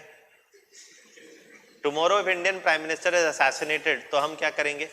अगर suppose some terror group assassinates the Indian Prime Minister, what will Indian government do? Assassinate their Prime Minister? Assassinate the whole terror group? कहाँ थे पकड़ेंगे terror group को? Terror group, पहली बात is always, the one thing about terror groups is that that's not conventional warfare because they are not based out of any one state. They may stretch across states or within the state they may be distributed in so many other areas, तो पूरा पाकिस्तान उड़ा दें. If tomorrow, suppose a Pak-based terror group assassinates the Indian Prime Minister, तो क्या करें? Find and kill whom? कैसे? कहाँ जाओगे? कैसे? पाकिस्तान में कैसे जाओगे? So exactly ना वो 12 आपको क्या लग रहा है कि उस आर्मी को हम क्यों रखा है कि बस वो चाह रही है कि चलो Pakistan. If that was the condition, India would have deployed that. There was an attack on the Indian Parliament. Many people do not know, but 1965 the Indian Chief Minister was shot down. The Indian Chief Minister from Gujarat was shot down in the run of Kutch region by a Pakistani aircraft. आप लोगों को तो याद ही पता ही नहीं होगा, but that's true. So the Indian Chief Minister from Gujarat was shot down by a Pakistani military aircraft over the run of Kutch region. Okay, and so what? What do you do? Now, what do you end up doing? And that was partly because of the mistake of the Indian side, that we were in the run of Kutch, in the disputed territory. This aircraft was flying. It looked like it was a military aircraft carrying a civilian minister. उड़ा दिया उन्होंने. तो अभी क्या करें? उड़ा दे Pakistan. Sir, war again, as I always say, that war is something which is ऐसे थोड़ी है. Tomorrow, if you see that you declare war on a country, and then what do? ठीक है, declare कर दिया. अभी कैसे ढूंढोगे? We'll enter into Pakistan. बोलेंगे सब हट जाओ. हम आपसे लड़ने नहीं आए. सिर्फ we want to find the terror groups and we'll eliminate them. कैसे? One by one, एक एक करके मारेंगे. अंदर जाके मारना है कि उनको यहाँ आने दे? 20 crore people will kill. Sir, no power in the world has ever killed 20 crore people, sir. Alone, General Tika Khan killed around 2 to 3 million people. Alone he killed? Means 2-3 million. 2-3 million कितने होते हैं? 20-30 lakh. और 20-30 लाख में कितने times आपने जोड़ा? तो 20 करोड़ होगा. Army was 90,000. अच्छा, तो आर्मी से देखिए,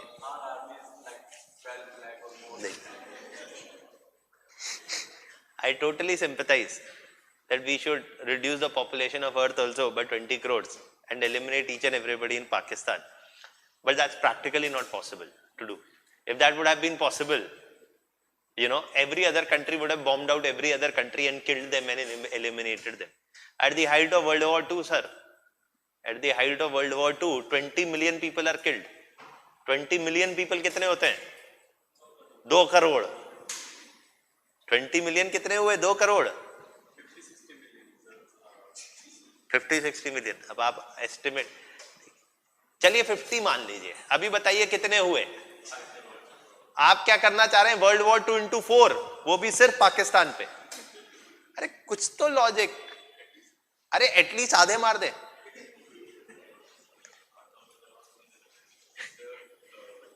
स्टॉप. कहीं मत बोलिएगा. एटलीस्ट पढ़ाई में मत बोलिएगा कहीं पे. ये कोई लॉजिक नहीं है, कोई सोल्यूशन नहीं है. Neither it is possible nor it is desirable. Okay, neither it is possible nor is it desirable geopolitically to even think of this. And I don't know why people don't understand this. Suppose you bomb out Pakistan.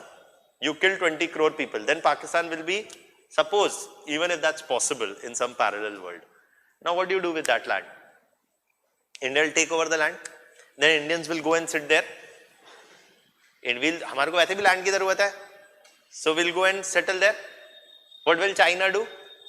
China will say, sit, हाँ ये कर लो तुम्हें जो करना है इसके साथ. क्या geopolitical, इतना तो आप लोगों ने पढ़ लिया होगा अभी तक कि whether China will sit silently in all this process. You cause death and destruction in Pakistan, then you will have to rebuild Pakistan. Won't you have to rebuild Pakistan? Won't India will then have to invest resources in rebuilding Pakistan, presuming China stays out of it? वो भी नहीं होने वाला है कभी. करेंगे क्या आप? ऐसे अगर easy solutions होते तो आज के पहले कई लोगों ने बहुत बार उड़ा दिया होता पाकिस्तान को, या आज मोदी जी तो उड़ा ही देते. वो भी तो एक बम मार के रुक ही गए. क्यों रुक गए? क्योंकि कोई solution नहीं है ऐसा. There is no military solution today on dealing with Pakistan in a conventional manner. Unconventional manner or limited wars may be fought, but absolute wars using nuclear bomb against Pakistan, Pakistan using nuclear bomb against India, sir, मजाक नहीं हो रहा है. Okay, it's not, it doesn't work like that. So between Norway, all such talks failed, and in 2006, Rajpaksha government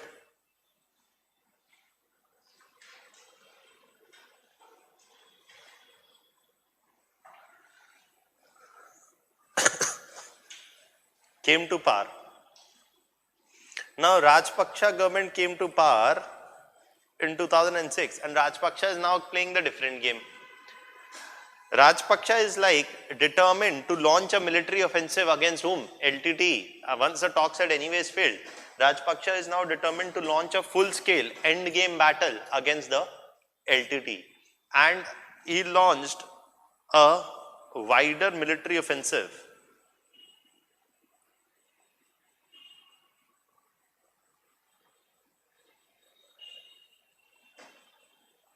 against LTT in the northern provinces.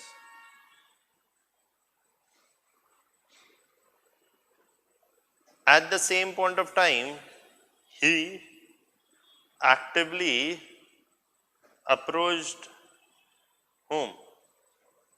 China for a closer relationship.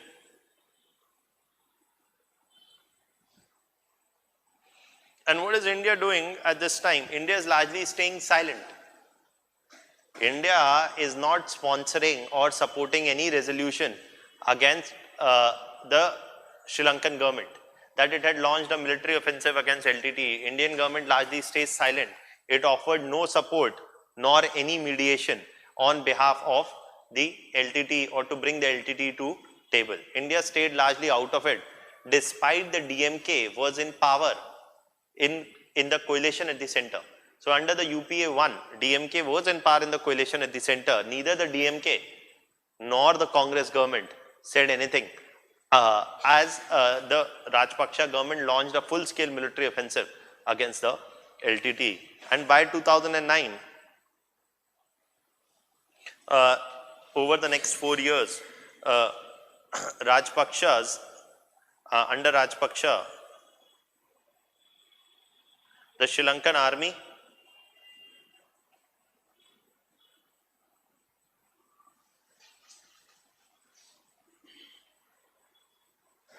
consolidated the hold over northern provinces,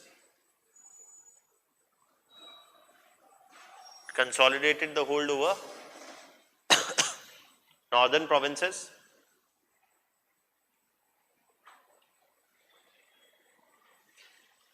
and eliminated the LTT, including Prabhakaran.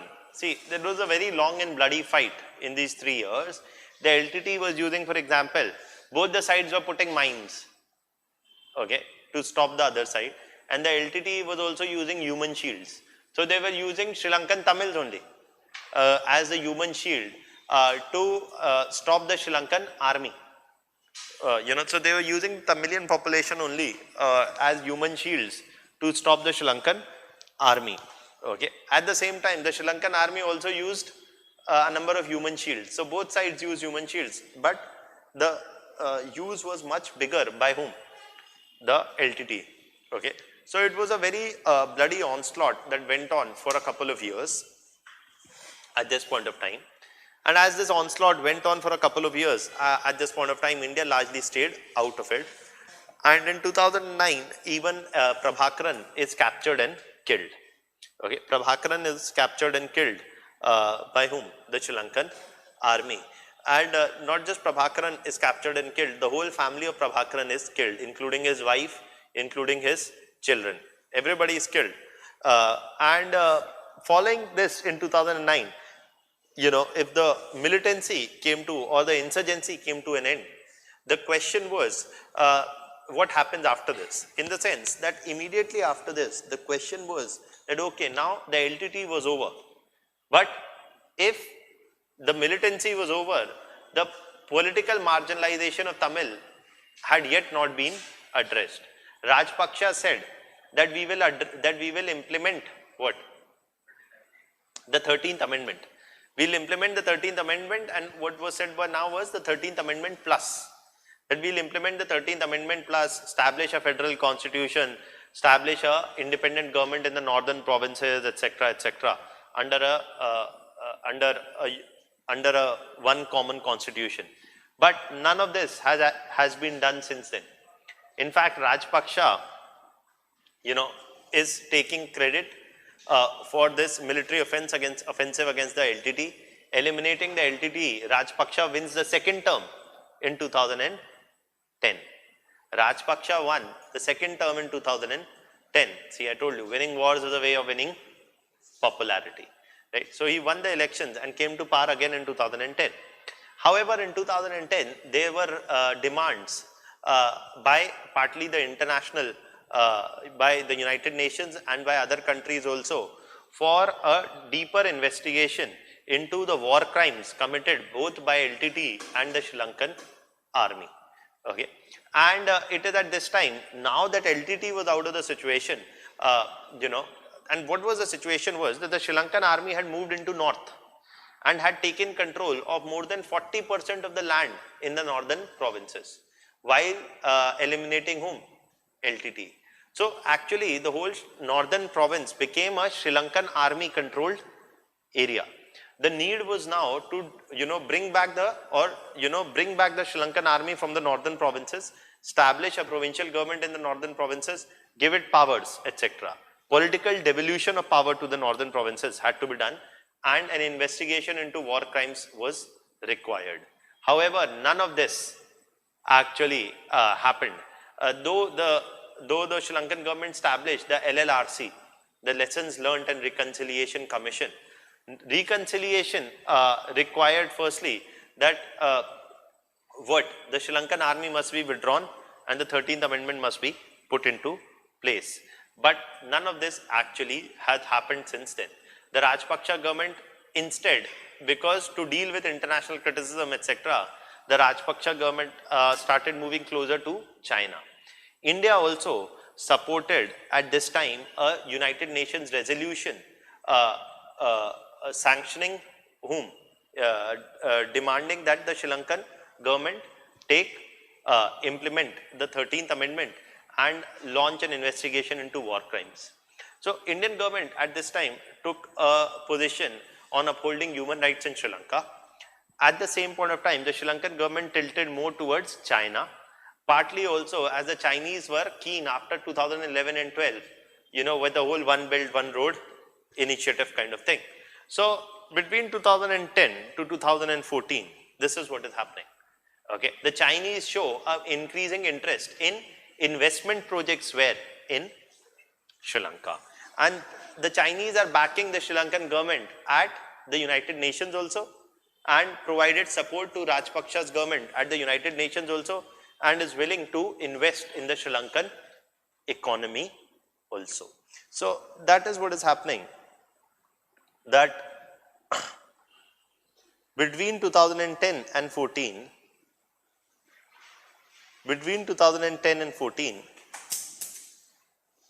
while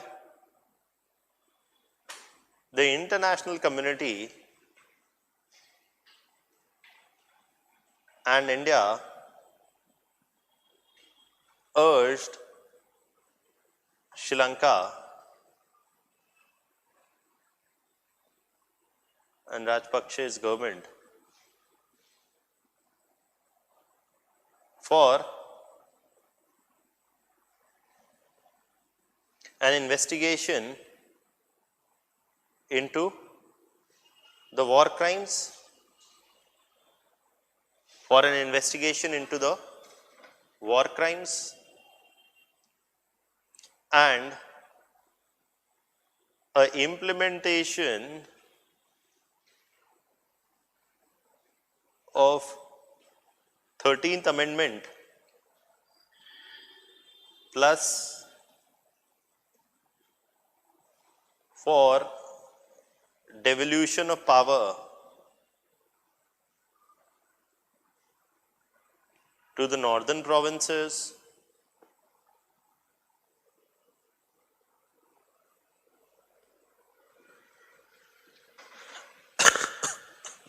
and the implementation of the 13th Amendment plus for the devolution of power to the northern provinces and the withdrawal of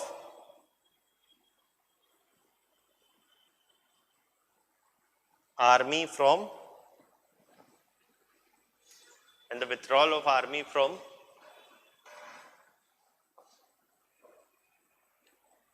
the northern provinces to hand back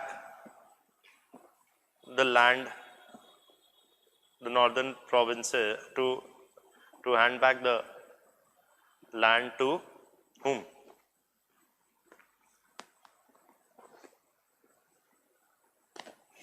To the Tamilian population.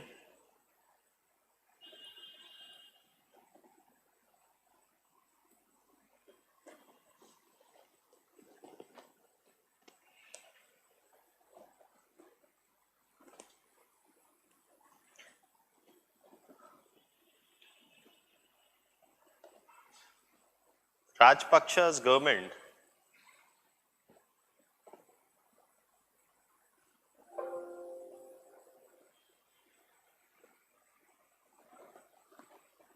had failed to implement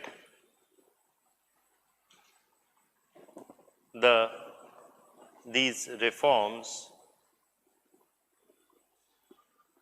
though they established the LLRC, the Lessons Learned and Reconciliation. Lessons Learned and Reconciliation Commission.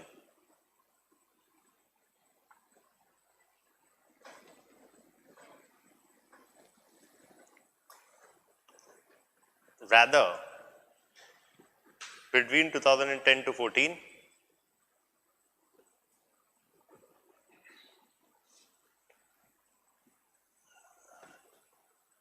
the China-Sri Lanka relationship grew stronger as China vetoed UNSC resolutions against Sri Lanka, demanding investigations in war crimes.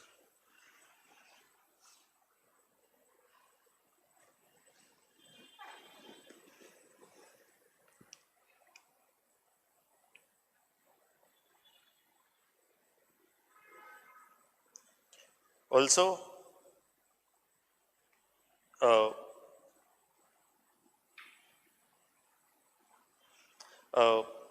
you see, the Chinese investments in Sri Lanka grew rapidly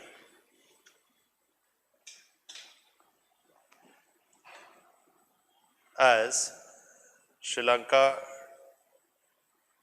took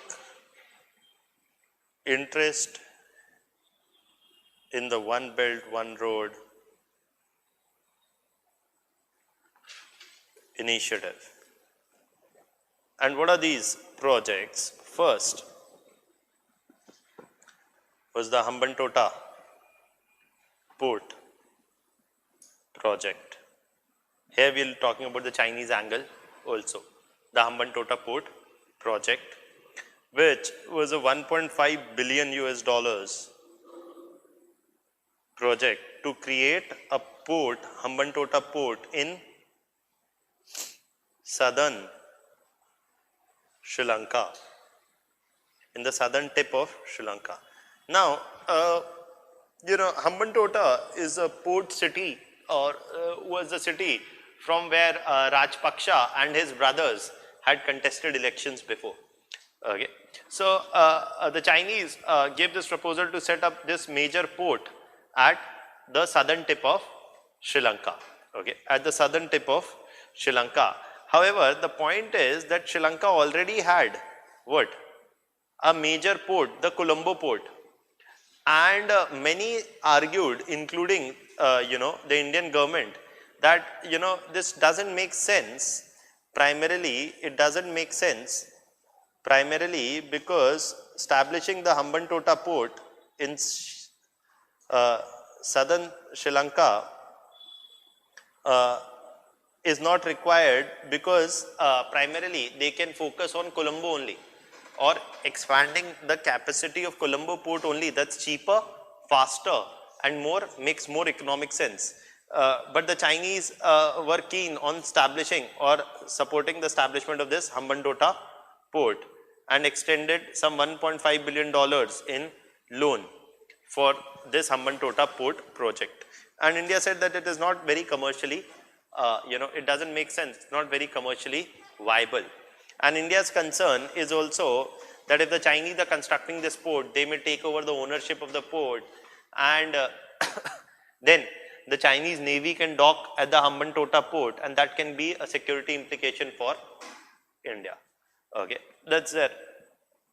Also, they said the Mathala airport.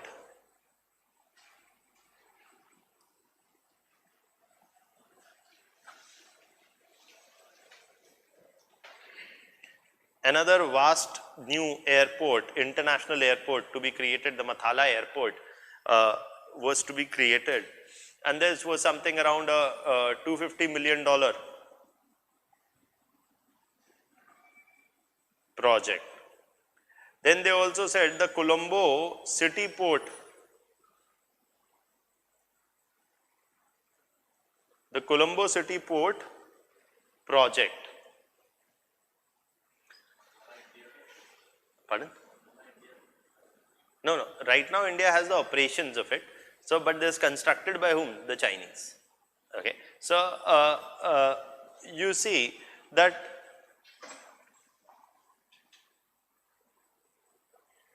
that's one thing. The Colombo city port project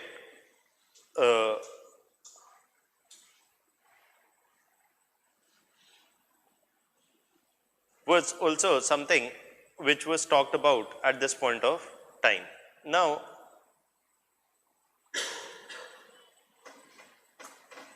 the Colombo city port project, where they said that Colombo, which was anyways a major city, they will create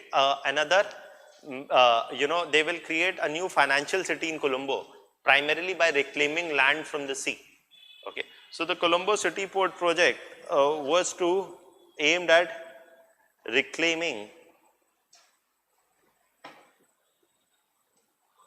land from sea and establishing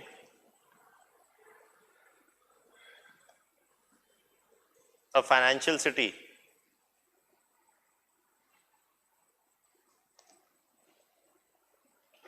Now, establishing a financial city in Colombo.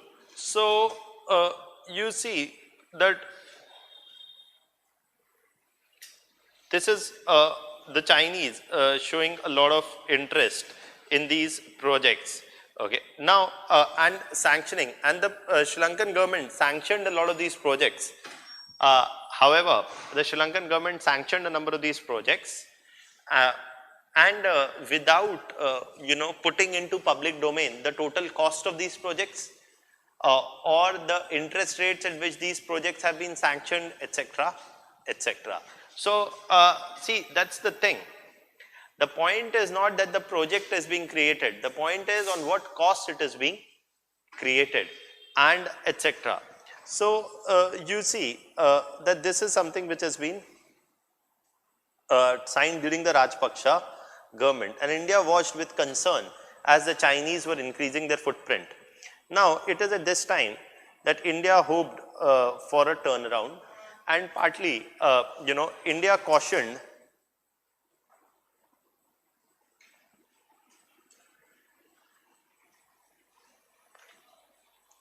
India cautioned against a debt trap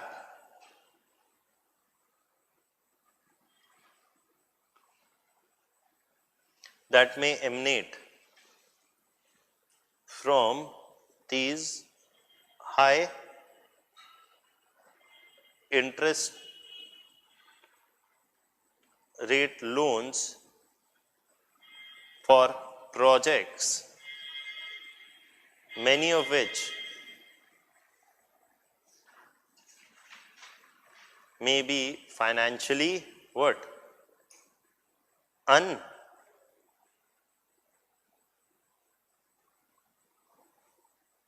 Many of which may be financially unviable.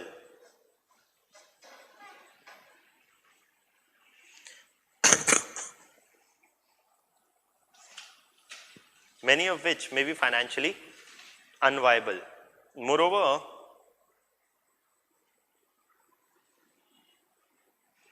India is concerned about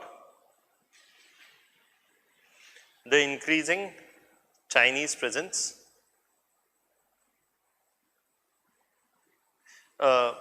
including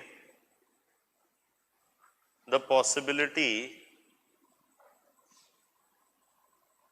of its naval presence. Where? In Sri Lanka. Now, India expressed these concerns with Sri Lanka, and partly it was, and it was very clear that Rajpaksha's government was very much a hand in glove with the Chinese government, and even Rajpaksha's electoral campaigns, etc., were being funded by Chinese companies and all of those things. So, and that there were allegations of kickbacks from Chinese companies going to Rajpaksha's party and Rajpaksha's government. However, though many expected that Rajpaksha will win the election for a third term, it did not happen. You see that in 2014 elections, the 2014-15 elections, you see that it is Rajpaksha's government lost power,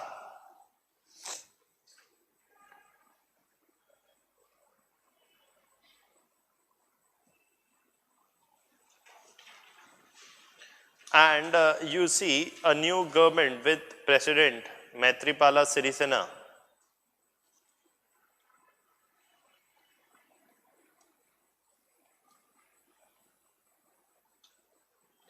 and the Prime Minister Ranil Wickremesinghe.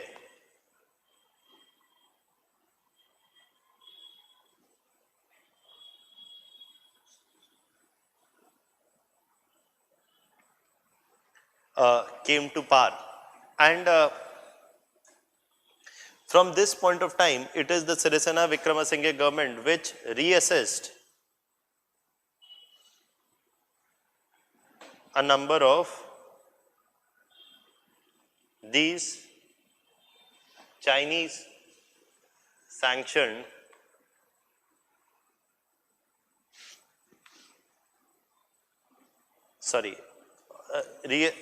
which reassessed a number of these projects sanctioned for the Chinese companies under BRI. Pehli baat, and under BRI. So, the first thing is what they're doing is, see, the Hambantota port in 2017, see, ultimately after 2015, when their government comes to power, in 2017, you know, their debt problem is worsening, okay, and roughly you see that in 2017, on the Hambantota port, they had a significant debt on the Hambantota port, and some $1.15 billion debt to equity swap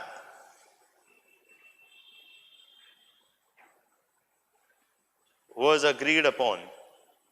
Debt to equity swap was agreed upon between Sri Lankan government and the Chinese. Debt to equity swap, meaning that for the next 99 years, the ownership or the control of Hambantota port was handed over to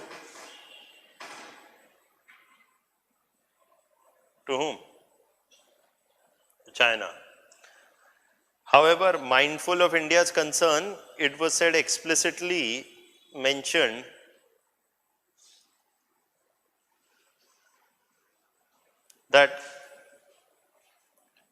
in the agreement that China will not be allowed to use the port, or will not be allowed to use the port for naval purposes, rather only for commercial purposes. Now, this is only something which is a matter of time. Many have argued that eventually later they may change the conditions also. What's that? Right now they've not, but that's a red line that India drew, and partly keeping in mind India's sensitivities, this has been agreed upon by the Sri Lankan government, but this may change in the future also. At the same point of time, that's one thing which has happened. Mathala airport, which was constructed, was the world's largest, emptiest airport, in the sense only one air flight used to go, क्योंकि कोलंबो में उनके जरूरत ही नहीं है sir उड़ान. A lot of airports in India took Udan under Project Udan. Many of these airports have already been shut down. No media reports this, but many of these projects have already been shut down. The Indian Prime Minister went and inaugurated this airport in Chhattisgarh, in the Bilaspur region of, no, not in the Bilaspur region, in the Bastar region of Chhattisgarh. Okay, that airport has already been shut down also. Okay, क्योंकि वहाँ से 2 flight उड़ती थी, फिर एक ही flight उड़ने लगी, फिर वो फ्लाइट भी कभी कभी आती थी, कभी नहीं आती थी, तो उन्होंने बंद ही कर दिया, because financially it was not viable. So the same is with the Mathala airport, and ultimately the Sri Lankan government urged the Indian government to take over the control of the Mathala, at least do something and help the Sri Lankan government at this time. And so in 2018, you see, the Indian government has taken the control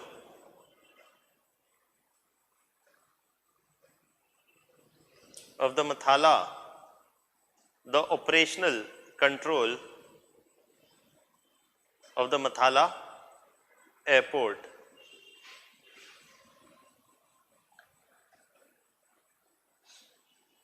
Okay, that's there. Now, what has been happening since then is that Sri Lanka is nearing a BOP crisis. It's not at a BOP crisis, but Sri Lanka's foreign exchange reserves are roughly at $8 billion. It has to service a huge debt, okay, and a portion, some 15% of that debt comes from China. Now, it may be said that it is not, the major debt that they owe is not to the Chinese. That's true, but the debt they owe to China is of a high interest rate, and to that extent, that has been a cause of certain amount of concern. That what has happened with Hambantota may also happen with, either the Colombo City port or the Chinese may ask for a free trade agreement with Sri Lanka. So the constant concern is, though the Sirisena government came to power, and it was believed that with Sirisena government coming to power, the Chinese influence in Sri Lanka will be addressed. That is easier said than done. The question for Sirisena government also is this, that the previous government has taken a lot of loans from China and they have to service these loans, and the Chinese presence is not just going to suddenly disappear just because the Sirisena government has come to power. The Sri Lankan government will have to repay the Chinese loans, or else will have to do some these. It is the Sirisena government which did this debt to equity swap because they had no other option. Some people said India must give $1.5 billion to Sri Lanka. Arey, why? And so that Sri Lanka does not transfer over the control of Hambantota port to whom?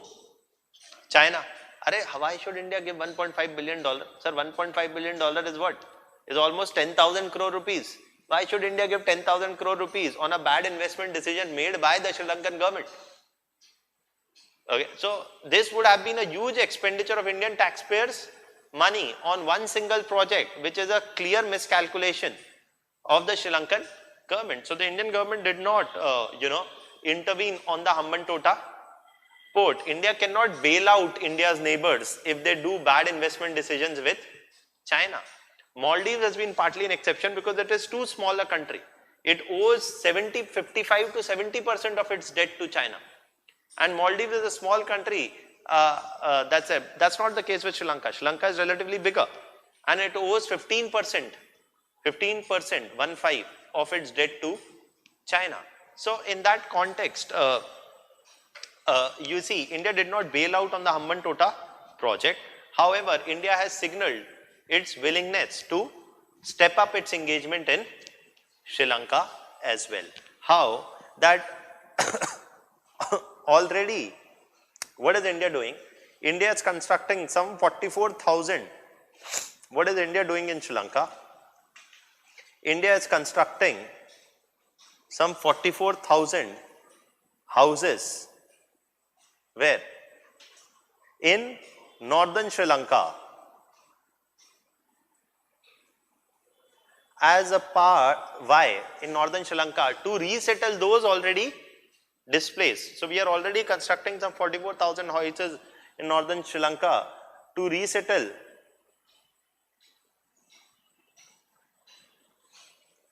the displaced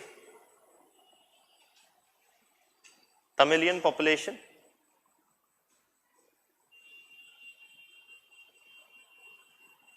providing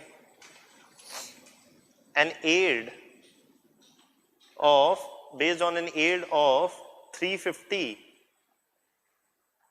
million. Okay, that's it. Also, India is upgrading the LPG container terminal and the LPG and the container terminal in KKS.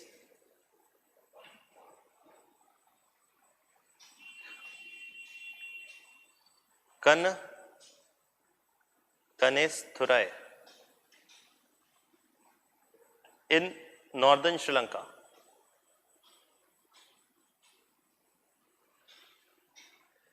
India has also offered some $2.6 billion in lines of credit for a number of infra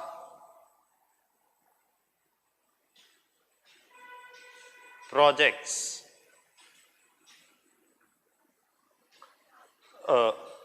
For a number of infrastructure projects. Now,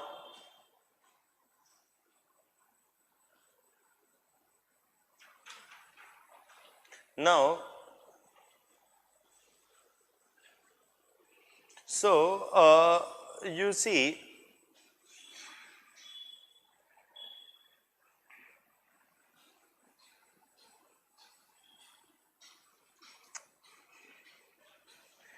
and but at the same point of time, you see, this 2.6 billion is not really in operation right now.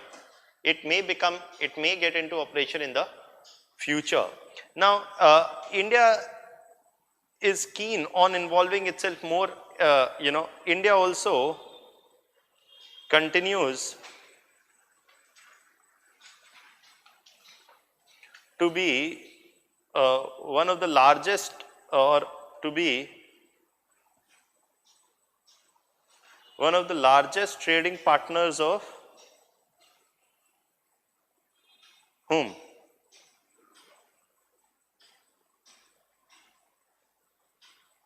Sri Lanka. And also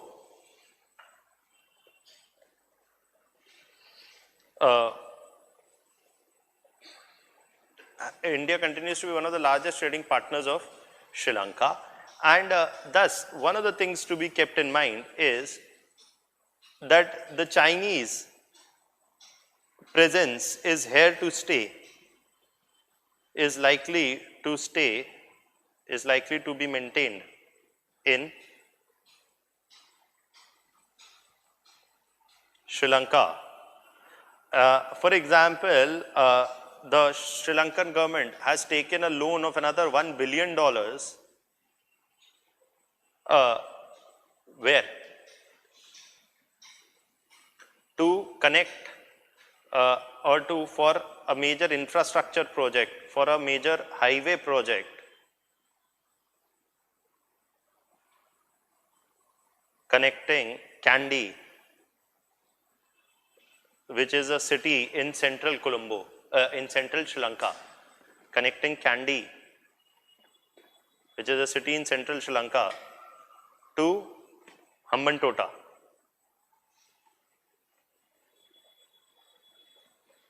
There's some 340 kilometers long highway which will be upgraded, etc., at a cost of $1 billion. So again, the debt to GDP ratio of Sri Lanka stands at 77%, and 15% of its total debt is owed to China.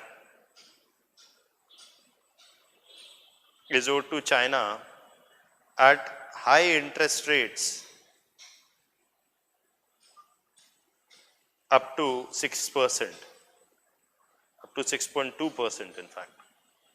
So all of this, so the fear of the debt trap in Sri Lanka is very real as of now.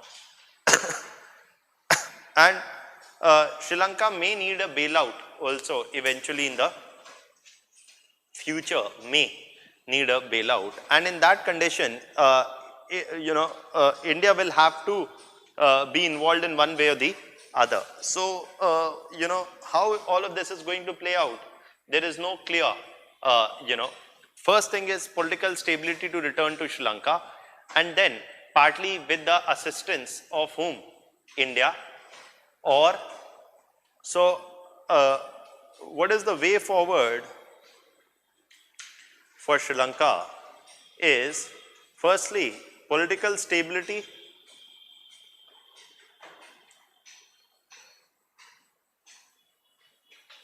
in Sri Lanka is necessary. Secondly, a thorough reassessment of Chinese funded projects in terms of cost and liability, cost and viability must be done. Thirdly, India, along with like-minded players, like-minded countries, such as whom? Such as Japan, under the Asia-Africa growth corridor, under the Asia-Africa growth corridor idea, must be willing to offer alternative funding routes for infrastructure projects in where? In Sri Lanka. See, the point is that India will have to join hands with other like-minded partners like Japan, and the Asia-Africa Growth Corridor project is based on this idea that, you know, if the Chinese are offering loans which are expensive and which are likely to push these countries into a debt trap, India cannot just keep issuing sermons. India must also form an alliance or must offer alternative financial options which are more sustainable for projects which are more viable and not for every other project. For viable projects, India must offer more, India along with like-minded partners must offer better alternatives to these governments. So again, you have to create an environment where there are more effective alternatives available to the Chinese options if India wants to retain the presence in these countries. That's largely about this issue, about the India-Sri Lanka relationship. And so that's there. Now that largely finishes the Sri Lankan topic. The next thing to discuss is one of the last things to discuss is Africa. यहाँ पे थोड़ा सा fisherman वाला है that I'll discuss, but largely this is what is to be there. And Africa is one other topic that is left, and then ma'am will discuss a few more things about South Asia, SAARC, and other organizations, etc. So that is there. Now, is this much clear? Any doubts till here?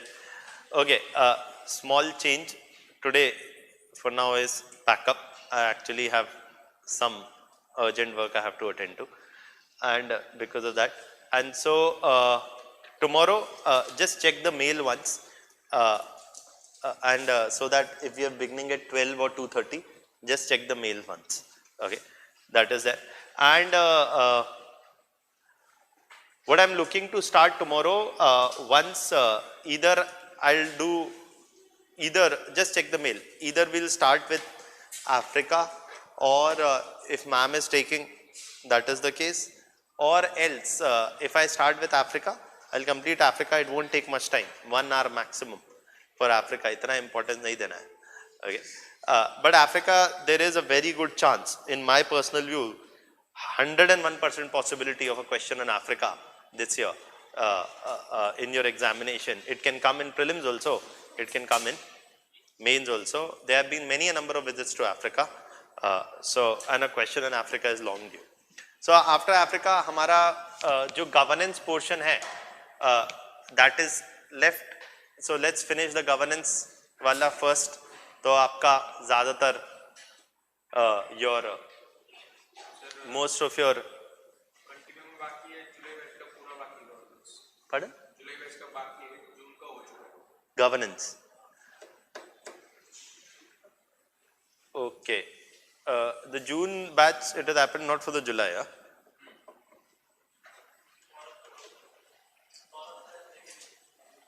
In the June batch, Saurabh sir has taken, huh? But not in the July one. Okay. Okay. So you just check the mail. I'll see. Okay. Yes. Timings. Timings के आगे तो बोलिए कुछ. What is the timing tomorrow?